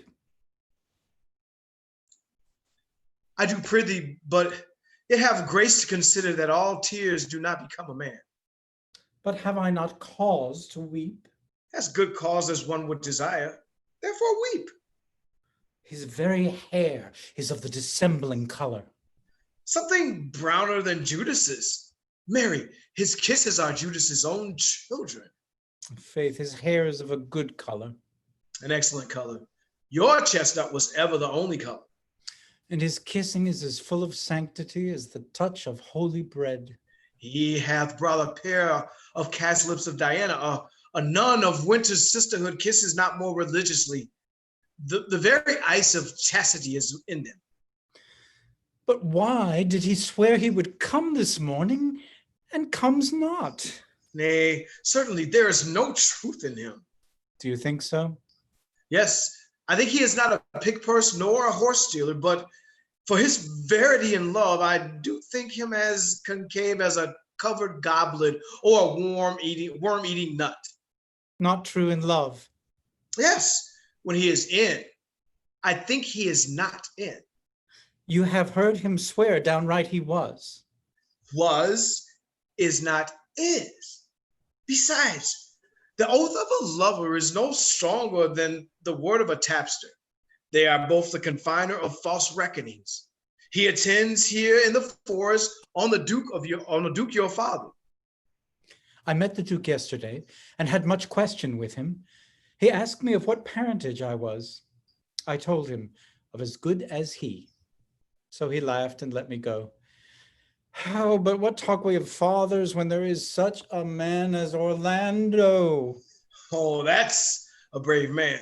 He writes brave verses, speaks brave words, swears brave oaths and breaks them bravely, quite traverse athwart the heart of his lover as a puny tilter that spurs his horse, but on one side breaks his staff like a noble goose. But all's brave that youth mounts and folly guides. Who comes here? Mistress and master, you have oft inquired after the shepherd that complained of love, who you saw sitting by me on the turf, praising the proud, disdainful shepherdess that was his mistress. Well, and what of him? If you will see a pageant truly played between the pale complexion of true love and the red glow of scorn and proud disdain, go hence a little, and I shall conduct you if you will mark it. Oh, come, let us remove. The sight of lovers feedeth those in love. Bring us to this sight, and you shall say, I'll prove a busy actor in their play. Sweet Phoebe, do not scorn me. Do not, Phoebe, say that you love me not, but say not so in bitterness. The common executioner, whose heart the custom sight of death makes hard, falls not the axe upon the humbled neck, but first begs pardon. Will you sterner be than he that dies and lives by bloody drops? I would not be thy executioner. I fly thee, for I would not injure thee. Thou tellest me there's murder in mine eye. 'Tis pretty sure and very probable that eyes that are the frailest and softest things, who shut their coward gates on enemies, should be called tyrants, butchers, murderers. Now I do frown on thee with all my heart. And if mine eyes can wound, now let them kill thee. Now counterfeit to swoon. Why now fall down? Or if thou canst not, oh, for shame, lie not to say mine eyes are murderers. Now show the wound mine eyes have made in thee. Scratch thee but with the pen, and there remains some scar of it. Lean upon a rush, the cicatrice and the capable impressure thy palm some moment keeps, but now mine eyes, which I have darted at thee, hurt thee not. Nor am I sure there is no force in eyes that can do hurt. Oh, dear Phoebe, if ever, as that ever may be near, you meet in some fresh cheek the power of fancy, then you shall know the wounds invisible that love's keen arrows make. But till that time, come not thou near me. And when that time comes, afflict me with thy mocks. Pity me not. As till that time, I shall not pity thee. And why, I pray you? Who might be your mother, that you insult, exult, and all at once over the wretched? What though you have no beauty, as by my faith I see no more in you than without candle may go dark to bed, must you be therefore proud and pitiless? Well, what means this? Why do you look on me? I see no more in you than in the ordinary of nature's sail work. Odds my little life, I think she means to tangle my eyes too. No, faith, proud mistress, hope not after it. 'Tis not your inky brows, your black silk hair, your bugle eyeballs, nor your cheek of cream that can entame my spirits to your worship. You foolish shepherd, wherefore do you follow her? Like foggy south puffing with wind and rain. You are 1,000 times a properer man than she a woman. 'Tis such fools as you that makes the world full of ill-favored children. 'Tis not her glass, but you that flatters her, and out of you she sees herself more proper than any of her lineaments can show her. But mistress, know yourself. Down on your knees and thank heaven, fasting, for a good man's love. For I must tell you friendly in your ear, sell when you can. You are not for all markets. Cry the man mercy, love him, take his offer. Foul is most foul, being foul to be a scoffer. So take her to thee, shepherd. Fare you well.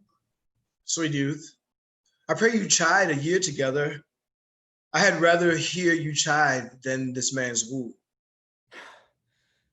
He's fallen in love with your foulness, and she'll fall in love with my anger. If it be so, as fast as she answers thee with frowning looks, I'll sauce her with bitter words. Why look you so upon me? For no ill will I bear you. I pray you, do not fall in love with me, for I am falser than vows made in wine. Besides, I like you not. If you will know my house, 'tis at the Tuft of Olives here hard by. Will you go, sister? Shepherd, ply her hard. Come, sister. Shepherdess, look on him better, and be not proud. Though all the world could see, none could be so abused in sight as he. Come, to our flock. Dead shepherd, now I find thy saw of might. Whoever loved that loved not at first sight. Sweet Phoebe. Huh, what sayest thou, Silvius? Sweet Phoebe, pity me? Why, I am sorry for thee, gentle Silvius. Wherever sorrow is, relief would be. If you do sorrow my grief and love by giving love your sorrow and my grief for both extermined. Thou hast my love. Is not that neighborly? I would have you. Why, that were covetousness. Silvius, the time was that I hated thee, and yet it is not that I bear thee love. But since thou canst talk of love so well, thy company, which erst was irksome to me, I will endure, and I'll employ thee too. But do not look for further recompense than thine own gladness that thou art employed. Oh, so holy and so perfect is my love, and I in such a poverty of grace, that I shall think it a most plenteous crop to glean the broken ears after the man that the main harvest reaps. Loose now and then a scattered smile, and that I'll live upon. Knowest thou the youth that spoke to me erstwhile? Not very well, but I have met him oft, and he hath bought the cottage and the bounds that the old Carlet was once master of. Think not I love him, though I ask for him. 'Tis but a peevish boy, yet he talks well. But what care I for words? Yet words do well when he that speaks them pleases those that hear. It is a pretty use, not very pretty, but he's sure he's proud, and yet his pride becomes him. He'll make a proper man. The best thing in him is his complexion, and faster than his tongue did make offense, his eye did heal it up. He's not very tall, yet for his years he's tall. His leg is but so, and yet 'tis well. There was a pretty redness in his lip, a little riper and more lusty red than mixed in his cheek. 'Twas just the difference betwixt the constant red and the mingled dismask. There be some women, Sylvia's, that had they marked him in parcels as I did, would have gone near to fall in love with him. But for my part, I love him not, nor hate him not, and yet I have more cause to hate him than to love him. But what had he to do to chide at me? He said mine eyes were black and my hair black, and now I am remembered, scorned at me. I marveled why I answered not again, but that's all one. Omittance is not quittance. I'll write to him a very taunting letter, and thou shalt bear it. Wilt thou, Sylvius? Phoebe, with all my heart. I'll write it tonight. The matter's in my head and in my heart. I'll be bitter with him and passing short. Go with me, Sylvius. I prithee, pretty youth, let me be better acquainted with thee. They say you are a melancholy fellow. I am so. I do love it better than laughing. Those that are in extremity of either are abominable fellows and betray themselves to every modern censure worse than drunkards. Why, 'tis good to be sad and say nothing. Why, then 'tis good to be a post. I have neither the scholar's melancholy, which is emulation, nor the musician's, which is fantastical, nor the courtier's, which is proud, nor the soldier's, which is ambitious, nor the lawyer's, which is politic, nor the lady's, which is nice, nor the lover's, which is all these. But it is a melancholy of mine own, compounded of many simples, extracted from many objects, and indeed the sundry contemplation of my travels, in which my often rumination wraps me in a most humorous sadness. A traveler. By my faith, you have great reason to be sad. I fear you have sold your own lands to see other men's. Then to have seen much and to have nothing is to have rich eyes and poor hands. Yes, I have gained my experience. And your experience makes you sad. I had rather have a fool to make me merry than experience to make me sad, and to travel for it too. Good day and happiness, dear Rosaline. Nay then, God be with you, and you talk in blank verse. Farewell, Monsieur Traveler. Look you lisp and wear strange suits, disable all the benefits of your own country, be out of love with your nativity, and almost chide God for making you that countenance you are, or I will scarce think you have swam in a gondola. Why, how now, Orlando? Where have you been all this while? You, a lover, and you serve me such another trick, never come in my sight more. My fair Rosaline, I come within an hour of my promise. Break an hour's promise in love? He that will divide a minute into 1,000 parts and break but a part of the 1,000th part of a minute in the affairs of love, it may be said of him that Cupid hath clapped him on the shoulder, but I'll warrant him heart whole. Pardon me, my dear Rosaline. Nay, and you be so tardy, come no more in my sight. I had as lief be wooed of a snail. Of a snail? Aye, of a snail. For though he comes slowly, he carries his house on his head. A better jointure, I think, than you make a woman. Besides, he brings his destiny with him. What's that? Why, horns, which such as you are fain to be beholding to your wives for. But he comes armed in his fortune and prevents the slander of his wife. Virtue is no hornmaker, and my Rosaline is virtuous. and I am your Rosaline. It pleases him to call you so, but he hath a Rosaline of a better Leah than you. Come, woo me, for now I am in a holiday manner, and like enough to consent. What would you say to me now, and I were your very, very Rosaline? I would kiss before I spoke. Nay, you were better speak first, and when you were gravelled for lack of matter, you might take occasion to kiss. Very good orators, when they are out, they will spit, and for lovers lacking, God warn us, matter, the cleanliness shift is to kiss. How if the kiss be denied? Then she puts you to entreaty, and there begins new matter. Who could be out, being before his beloved mistress? Marry, that should you, if I were your mistress, or I should think my honesty ranker than my wit. What, of my suit? Not out of your apparel, and yet out of your suit. Am not I your Rosaline? I take some joy to say you are, because I would be talking of her. Well, in her person, I say, I will not have you. And in mine own person, I die. No, faith, die by attorney. The poor world is almost 6,000 years old, and in all this time there was not any man died in his own person, very licit, in a love cause. Troilus had his brains dashed out with a Grecian club, yet he did what he could to die before, and he is one of the patterns of love. Leander, he would have lived many a fair year, though hero had turned none, if it had not been for a hot midsummer night, for good youth. He went but forth to wash him in the Hellespont, and being taken with a cramp, was drowned. And the foolish chroniclers of that age found it was Hero of Cestus. But these are all lies. Men have died from time to time, and worms have eaten them, but not for love. I would not have my right Rosaline of this mind, for I protest her frown might kill me. By this hand, it will not kill a fly.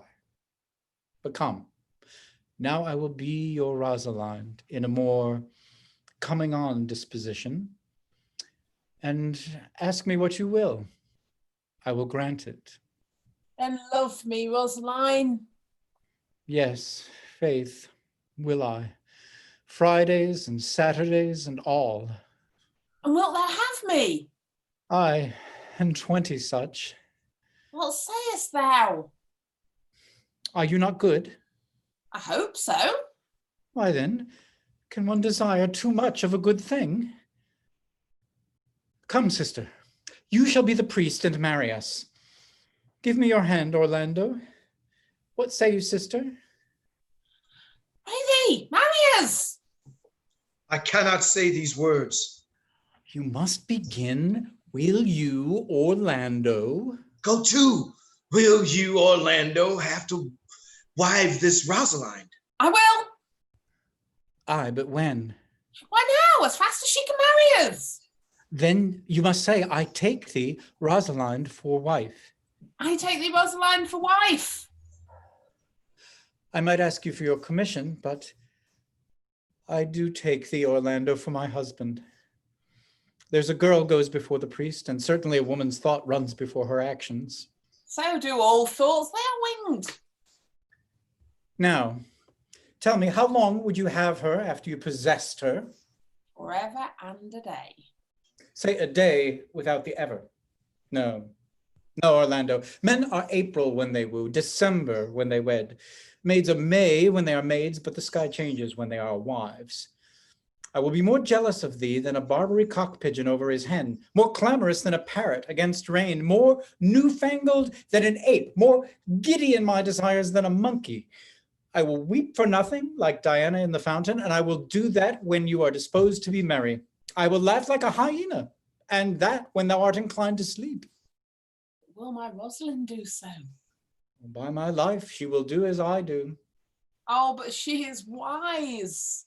Or else she could not have the wit to do this. The wiser, the waywarder. Make the doors upon a woman's wit, and it will out at the casement. Shut that, and 'twill out at the keyhole. Stop that, 'twill fly with the smoke out at the chimney. Man that had a wife with such a wit, he might say, wit with a wilt. Nay, You might keep that check, for it till you met your wife's wit going to your neighbor's bed. And what wit could wit have to excuse that? Marry, to say she came to seek you there. You shall never take her without her answer, unless you take her without her tongue. Oh, that woman cannot make her fault her husband's occasion. Let her never curse her child herself, for she will breed it like a fool. For these 2 hours, Rosaline, I will leave thee. Alas, dear love, I cannot lack thee 2 hours. I must attend the Duke at dinner. By 2 o'clock, I will be with thee again. Oh, aye, go your ways, go your ways.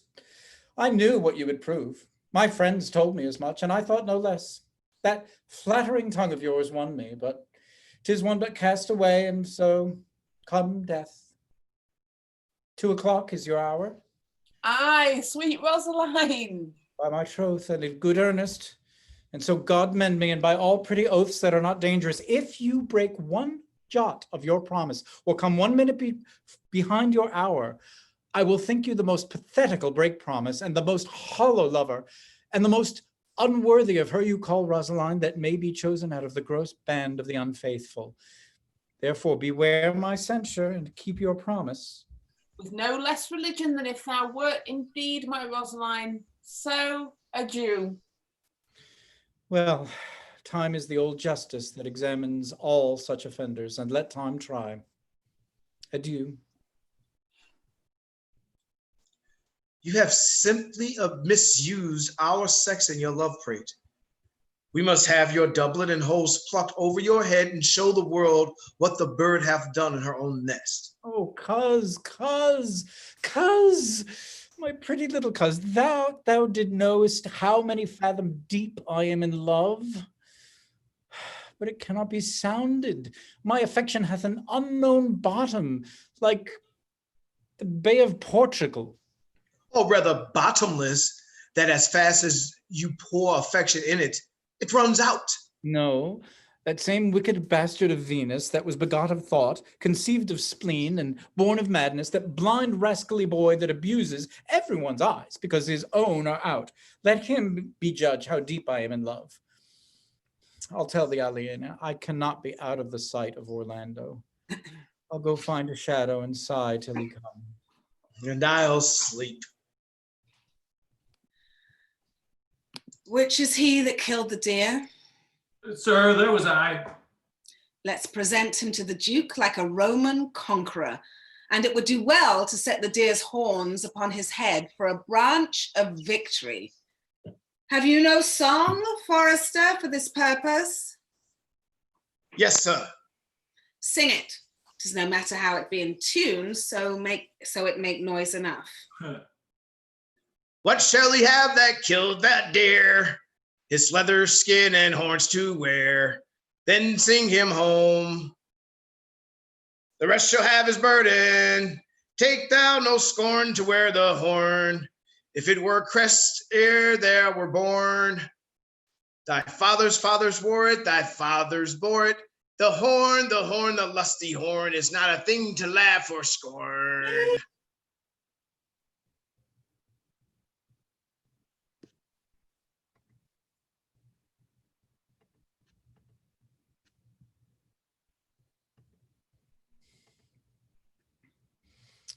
How say you now? Is it not past 2 o'clock? And here much Orlando. I warrant you, with pure love and troubled brain, he hath ta'en his bow and arrows and is gone forth to sleep. Look, who comes here? My errand is to you, fair youth. My gentle Phoebe did bid me give you this. I know not the contents, but as I guess by the stern ground and waspish action which she did use as she was writing of it, it bears an angry tenor. Pardon me, I am but as a guiltless messenger. Patience herself would startle at this letter and play the swaggerer. Bear this, bear all. She says I'm not fair, that I lack manners. She calls me proud, and that she could not love me were man as rare as Phoenix. Odds my will, her love is not the hare that I do hunt, Why writes she so to me? Well, shepherd, well, this is a letter of your own device. No, I protest. I know not the contents. Phoebe did write it. Come, come, you are a fool, and turned into the extremity of love. I saw her hand. She has a leathern hand, a free stone colored hand. I verily did think that her old gloves were on, but 'twas her hands. She has a housewife's hand. But that's no matter. I say she never did invent this letter. This is a man's invention, and his hand. Sure, it is hers. Why, 'tis a boisterous and a cruel style. A style for challengers. Why, she defies me like Turk to Christian. Women's gentle brain could not drop forth such giant rude invention, such Ethiop words, blacker in their effect than in their countenance. Will you hear their letter? So please you, for I never heard it yet heard too much of Phoebe's cruelty. She Phoebe's me. Mark how the tyrant writes. Art thou God to shepherd turned, that a maiden's heart hath burned? Can a woman rail thus? Call you this railing? Why, thy Godhead laid apart, warrest thou with a woman's heart? Did you ever hear such railing? Whiles the eye of man did woo me, that could do no vengeance to me, meaning me, a beast. If the scorn of your bright eyne have power to raise such love in mine, alack, in me what strange effect would they work in mild aspect? Whiles you chid me, I did love. How then might your prayers move? He that brings this love to thee little knows this love in me. And by him seal up thy mind whether that thy youth and kind will the faithful offer take of me, and all that I can make. Or else by him my love deny, and then I'll study how to die. Call you this chiding? Alas, poor shepherd. Do you pity him? No, he deserves no pity. Wilt thou love such a woman? What, to make thee an instrument and play false strains upon thee, not to be endured? Well, go your way to her, for I see love hath made thee a tame snake, and say this to her, that if she love me, I charge her to love thee. If she will not, I will never have her unless thou entreat for her. If you be a true lover, hence, and not a word, for here comes more company.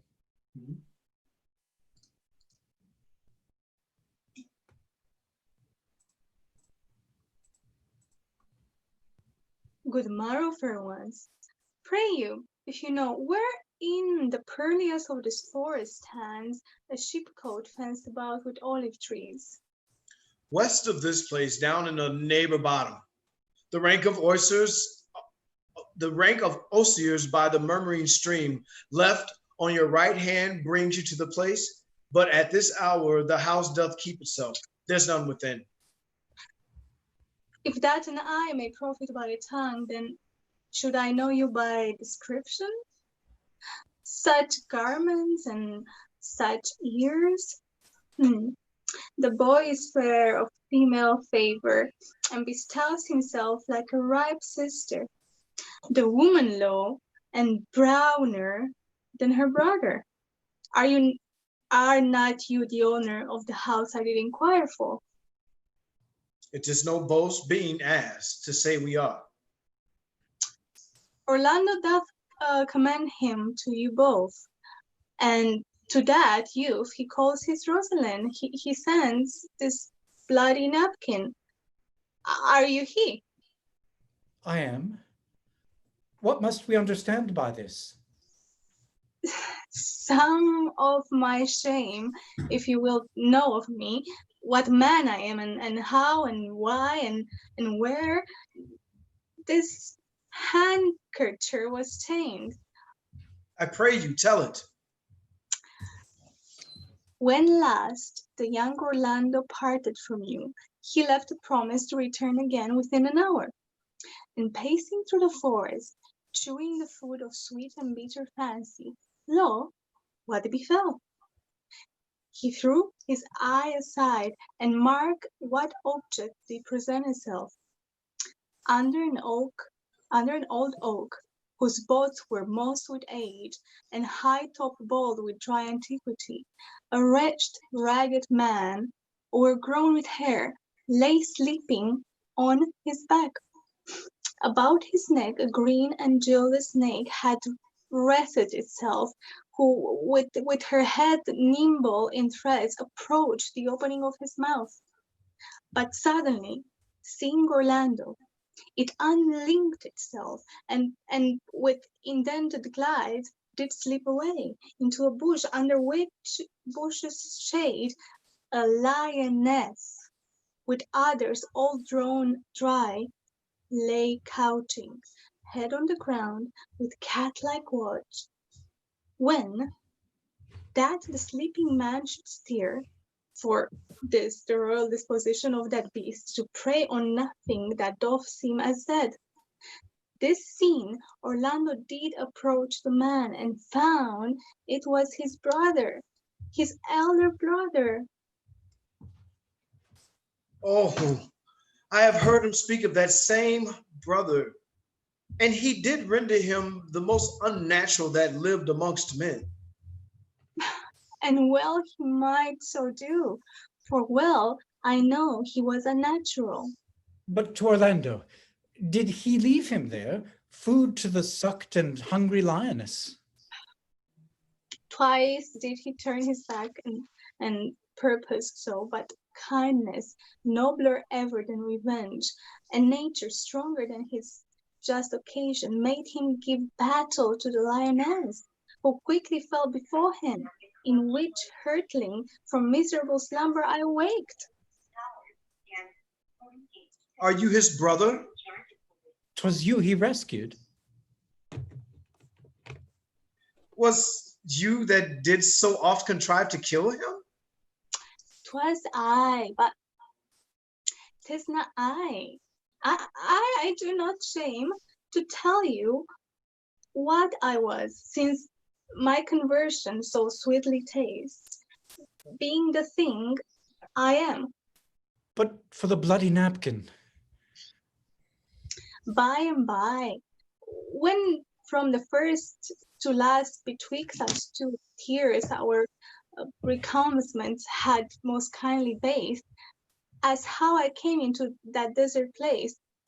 In brief, he led me to the gentle Duke, who gave me fresh array and entertainment, committing me unto my brother's love, who led me instantly unto his cave, there stripped himself, and here upon his arm the lioness had torn some flesh away, which all this while had bled, and now he fainted, and cried in fainting upon Rosaline.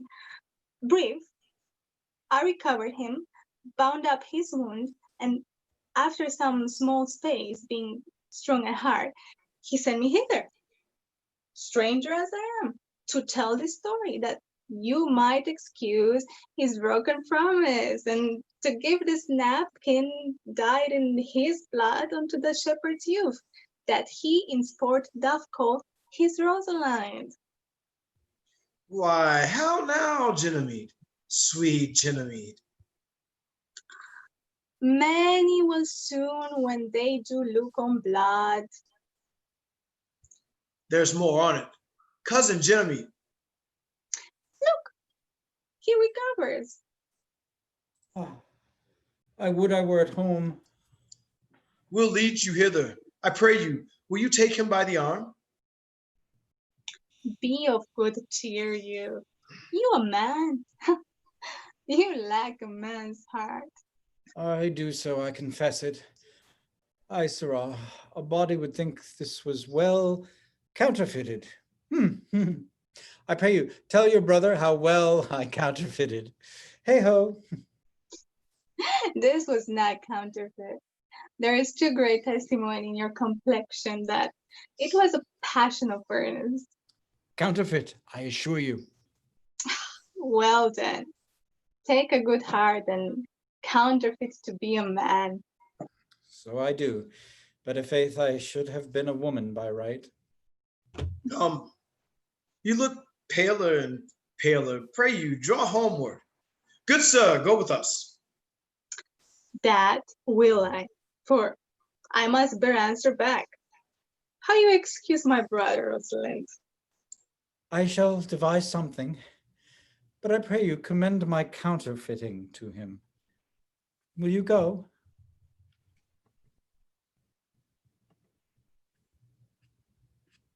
We shall find a time, Audrey. Patience, gentle Audrey. Babe, the priest was good enough for all the old gentleman's saying. A most wicked Sir Oliver, Audrey, a most vile mar text. But Audrey, there is a youth here in the forest lays claim to you. Why, I know who 'tis. He hath no interest in me in the world.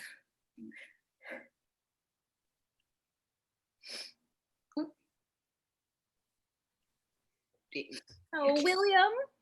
Here comes the man, you mean? Is he here? Ah, here he comes. Oh. Meat and drink to me to see a clown. By my troth, we that have good wits have much to answer for. We shall be flouting. We cannot hold. Good evening, Audrey. Scotty, good evening, William. You, sir. Oh, good evening, gentle friend. Cover thy head. Cover thy head. Nay, prithee, be covered. How old are you, friend? 5 and 20, sir. A ripe age. Is thy name William? William, sir. A fair name. Wast born in the forest here? Aye, sir, I thank God. Thank God. A good answer. Art rich? Faith, sir, so-so. So is good. Very good. Very excellent good. And yet it is not. It is but so-so. Art thou wise? Oh, aye, sir, I have a pretty wit. Oh, aye. Thou sayest well. I do now remember a saying, the fool doth think he is wise, but the wise man knows himself to be a fool. The heathen philosopher, when he had a desire to eat a grape, would open his lips when he put it into his mouth, meaning thereby that grapes were made to eat and lips to open. Do you love this maid? I do, sir. Give me your hand. Art thou learned? No, sir. Then learn this of me. To have is to have, for it is a figure in rhetoric that drink, being poured out of a cup into a glass by filling the one, doth empty the other. For all your writers do consent that ipse is he. Now you are not ipse, for I am he. Which he, sir? He, sir, that must marry this woman. Therefore, you clown, abandon, which is in the vulgar leave, the society, which in the boorish is company, of this female, which in the common is woman, which together is abandon the society of this female, or clown, thou perishest, or to thy better understanding, diest, or to wit, I kill thee. Make thee away, translate thy life into death, thy liberty into bondage.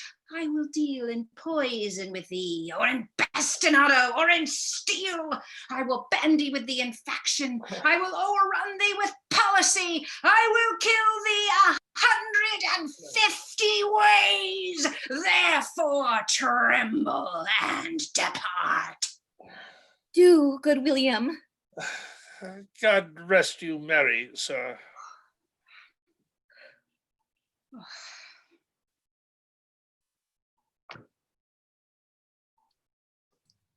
Our master and mistress seek you. Come away, away. Trip. Trip, Audrey. Trip. I attend. I attend. Come on, Audrey.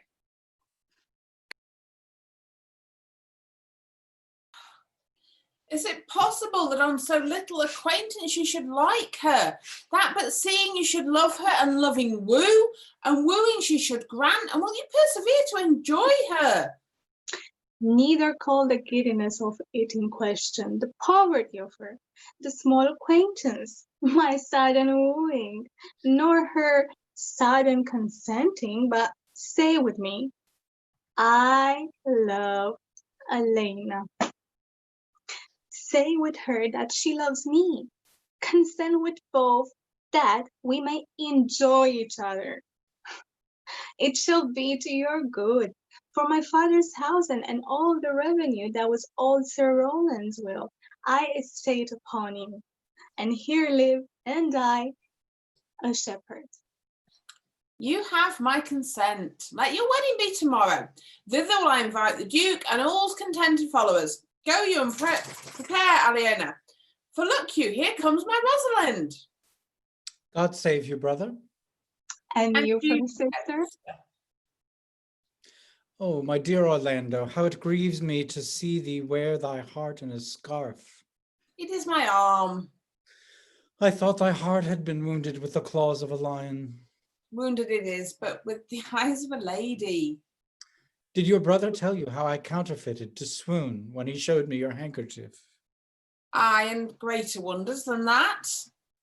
Oh, I know where you are. Nay, 'tis true. There was never anything so sudden but the fight of two rams and Caesar's thrasonical brag of I came, saw and overcame. For your brother and my sister no sooner met but they looked, no sooner looked but they loved, no sooner loved but they sighed, no sooner sighed but they asked one another the reason, no sooner knew the reason but they sought the remedy. And in these degrees have they made a pair of stairs to marriage, which they will climb incontinent, or else be incontinent before marriage. They are in the very wrath of love, and they will together. Clubs cannot part them. They shall be married tomorrow, and I'll bid the Duke to the nuptial. But oh, how bitter a thing it is to look into happiness through another man's eyes. By so much the more shall I tomorrow be at the height of heart heaviness by how much I shall think my brother happy in having what he wishes for.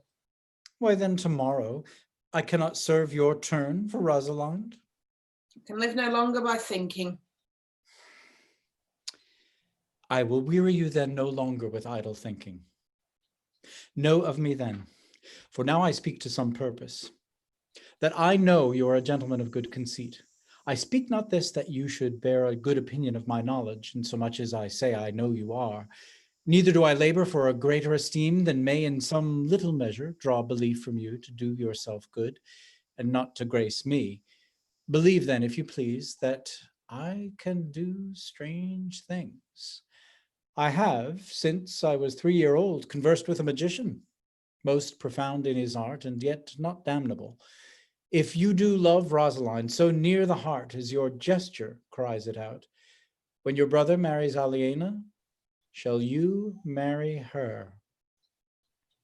I know into what straits of fortune she is driven, and it is not impossible to me, if it appear not inconvenient to you, to set her before your eyes tomorrow, human as she is, and without any danger.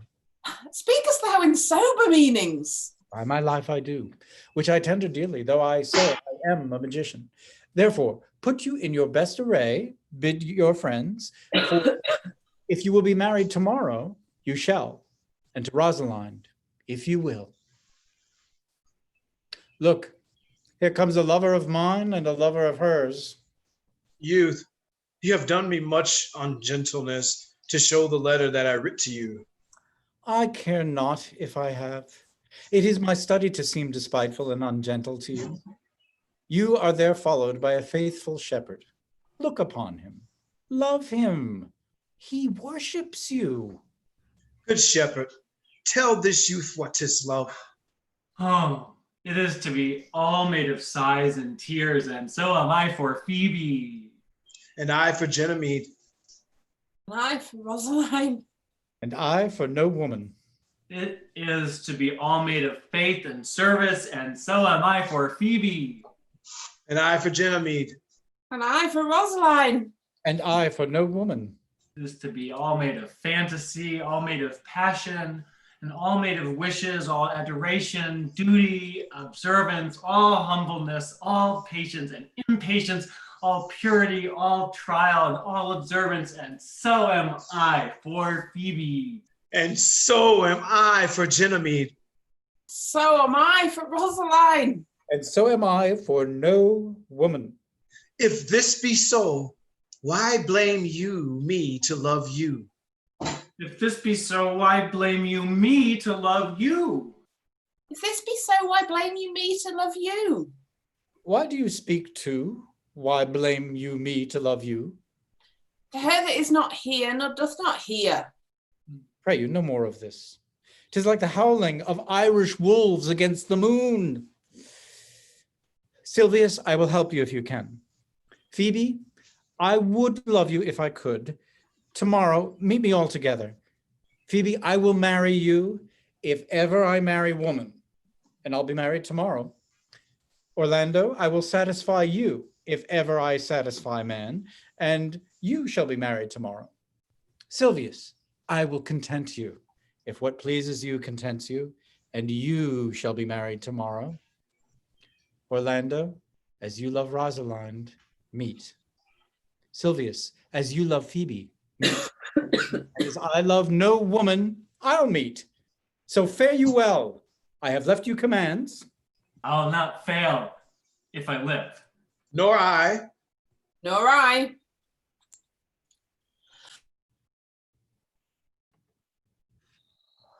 Tomorrow is the joyful day, Audrey. Tomorrow we shall be married. Oh, I do desire it with all my heart, and I hope it is no dishonest desire to be a woman of the world. Oh, here come two of the Banished Duke's pages. Well met, honest gentlemen. By my troth, well met. Come sit, and a song. We are for you. Sit in the middle. Shall we clap into it roundly without hawking or spitting or saying we are hoarse, which are the only prologues to a bad voice? A faith, and both in a tune like two gypsies on a horse. It was a lover and his lass with a hay and a hoe And a hay on that o'er the green cornfield did pass in springtime, the only pretty ring time. When birds do sing, hey ding a ding ding, sweet lovers love the spring. Between the acres of the rye with a hay and a hoe and a hay no. Those pretty country folks would lie in springtime, the only pretty ring time. When birds do sing, hey ding a ding ding, sweet lovers love the spring. The carol they began that hour with a hay and a hoe and a hay no. How life was but a flower in springtime, the only pretty ring time. When birds do sing, hey ding a ding ding, sweet lovers love the spring, and therefore take the present time with a hay and a hoe and a hay no. For love is crowned with the prime in springtime, the only pretty ring time. When birds do sing, hey ding a ding ding, sweet lovers love the spring. Truly. Hey. Truly, young gentlemen, though there was no great matter in the ditty, yet the note was very untunable. Oh, you are deceived, sir. We kept time. We lost not our time. By my troth, yes. I count it but time lost to hear such a foolish song. God be with you, and God mend your voices. Come, Audrey, come.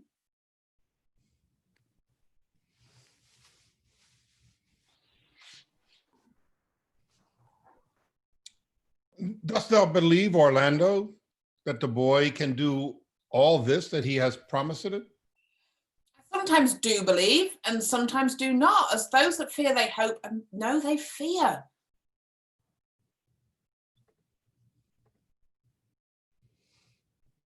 Patience once more whilst our compact is urged. You say, if I bring in your Rosaline, you will bestow her on Orlando here. That would I, had I kingdoms to give with her. And you say you will have her when I bring her. That would I, were I of all kingdoms king. And Phoebe, you say you'll marry me if I be willing. That will I. Shall I die the hour after? But if you do refuse to marry me, you'll give yourself to this most faithful shepherd. So is the bargain. Silvius, you say that you'll have Phoebe if she will. Oh, though to have her and death were both one thing. I have promised to make all this matter even. Keep you your word, O Duke, to give your daughter. You yours, Orlando, to receive his daughter. Keep you your word, Phoebe, that you'll marry me, or else refusing me to wed this shepherd. Keep your word, Silvius, that you'll marry her if she refuse me. And from hence I go to make these doubts all even. I do remember in this shepherd boy some lively touches of my daughter's favor. My lord, the first time that I ever saw him, methought he was a brother to your daughter. But my good lord, this boy is forest-born and hath been tutored in the rudiments of many desperate studies by his uncle, whom he reports to be a great magician, obscure in the circle of this forest.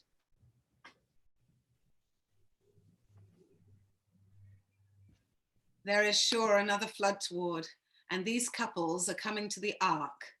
Here comes a pair of very strange beasts, which in all tongues are called fools. Salutation and greeting to you all. Good, my lord. Bid him welcome. This is the motley-minded gentleman that I have so often met in the forest. He hath been a courtier, he swears. If any man doubt that, let him put me to my purgation. I have trod a measure. I have flattered a lady. I have been politic with my friend, smooth with mine enemy. I have undone 3 tailors. I have had 4 quarrels, and like to have fought one. And how was that ta'en up? Faith, we met and found the quarrel was upon the 7th cause. How 7th cause? Good, my lord, like this fellow. I like him very well. God heal you. I desire you of the like. I press in here, sir, among the rest of the country copulatives, to swear and to forswear, according as marriage binds and blood breaks. It's a poor virgin, sir, an ill-favored thing, sir, but mine own, a poor humor of mine, sir, to take that no man else will. Rich honesty dwells like a miser, sir, in a poor house, as your pearl in your foul oyster. By my faith, he is very swift and sententious. According to the fool's bolt, sir, and such dulcet diseases. But for the 7th cause, how did you find the quarrel on the 7th cause? Upon a lie 7 times removed. Bear your body more seeming, Audrey. As thus, sir, I did dislike the cut of a certain courtier's beard. He sent me word, if I said his beard was not cut well, he was in the mind it was. This is called the retort courteous.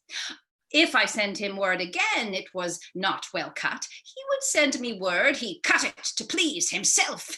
This is called the quip modest. If again it was not well cut, he disabled my judgment. This is called the reply churlish. If again it was not well cut, he would answer, I speak not true. This is called the reproof valiant. If again it was not well cut, he would say, I lie. This is called the countercheck quarrelsome. And so to the lie circumstantial and the lie direct. And how oft did you say his beard was not well cut? I durst go no further than the lie circumstantial, nor he durst not give me the lie direct, and so we measured swords and parted. Can you nominate in order now the degrees of the lie? Oh, sir, we quarrel in print, by the book, as you have books for good manners. I will name you the degrees. The first, the retort courteous. The second, the quip modest. The third, the reply churlish. The fourth, the reproof valiant. The fifth, the countercheck quarrelsome. The sixth, the lie with circumstance. And the seventh, the lie direct. All these you may avoid, but the lie direct.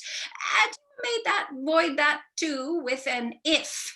I knew when the 7 justices could not take up a quarrel, but when the parties were met themselves, one of them thought but of an if, as in, if you said so, then I said so.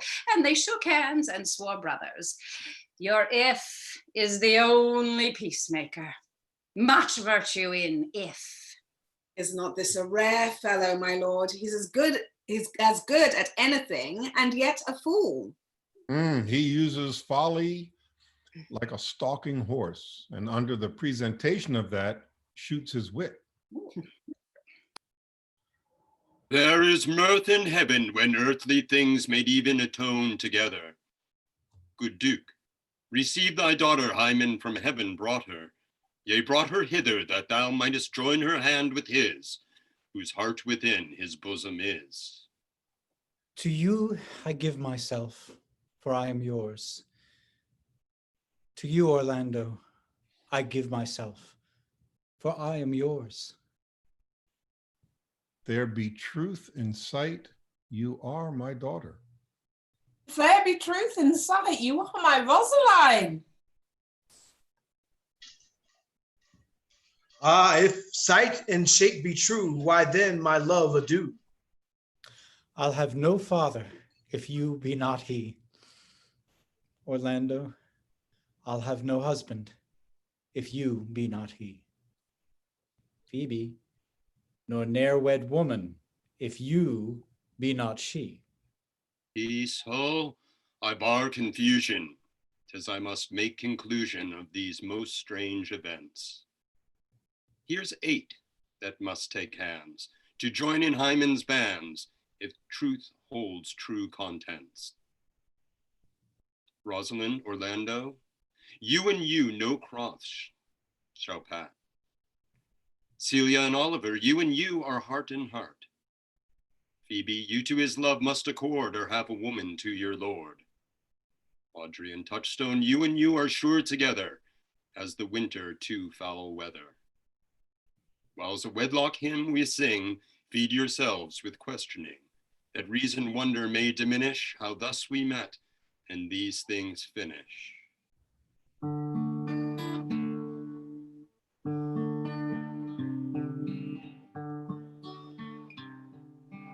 Wedding is great Juno's crown, O blessed bond of board and bed. 'Tis Hymen's people every town, high wedlock then be honored, honor, high honor and renown. To Hymen, God of every town.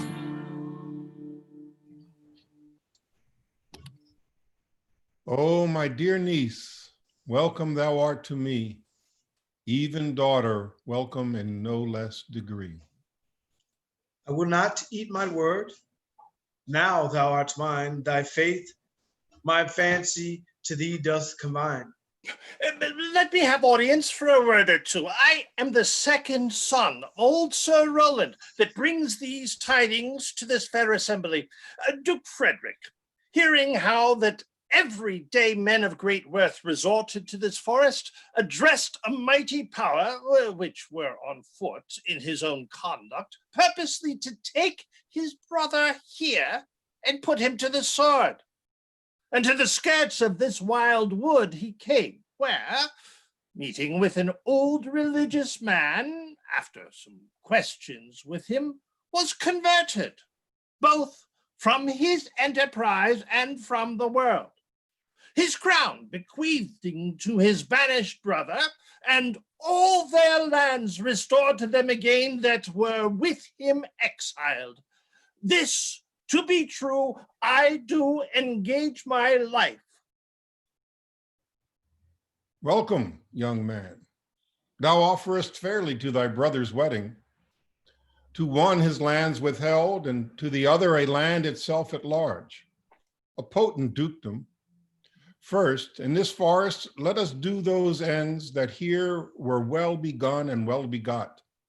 And after every of this happy number that have endured shrewd days and nights with us, shall share the good of our returned fortune, according to the measure of their states. Meantime, forget this new fallen dignity and fall into our rustic revelry, play, music, and you brides and bridegrooms all with measure heaped in joy to the measure's fall. By your patience, if I heard you rightly, the Duke hath put on a religious life and thrown into neglect the pompous court. For he hath. To him will I, out of these convertities, there is much matter to be heard and learned. You, to your former honor, I bequeath your patience, and your virtue well deserves it. You, to a love that your true faith doth merit. You, to your land and love and great allies. You, to a long and well-deserved bed. And you, to wrangling, for thy loving voyage is but 2 months victualled. So to your pleasures. I am for other than dancing measures. Stay, Jacques, stay. To see no pastime I, what you would have, I'll stay to know at your abandoned cave. Proceed, proceed. We'll begin these rites as we do trust they'll end in true delights.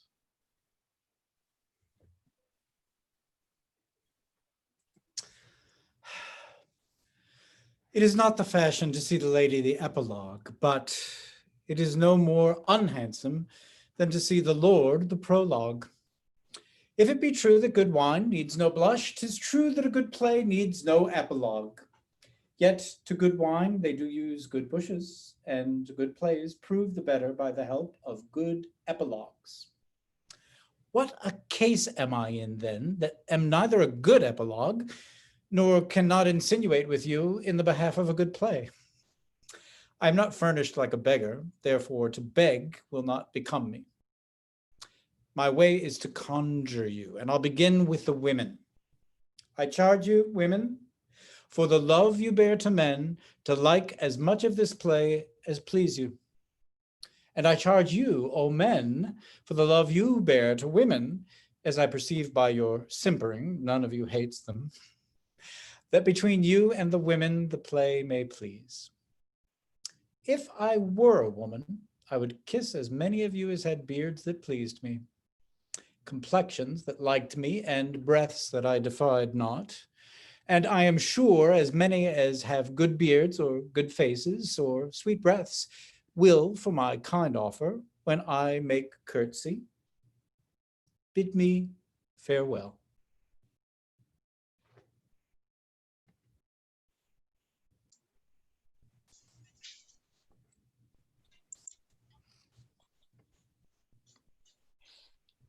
Yay! Yay! Everybody on, everybody on.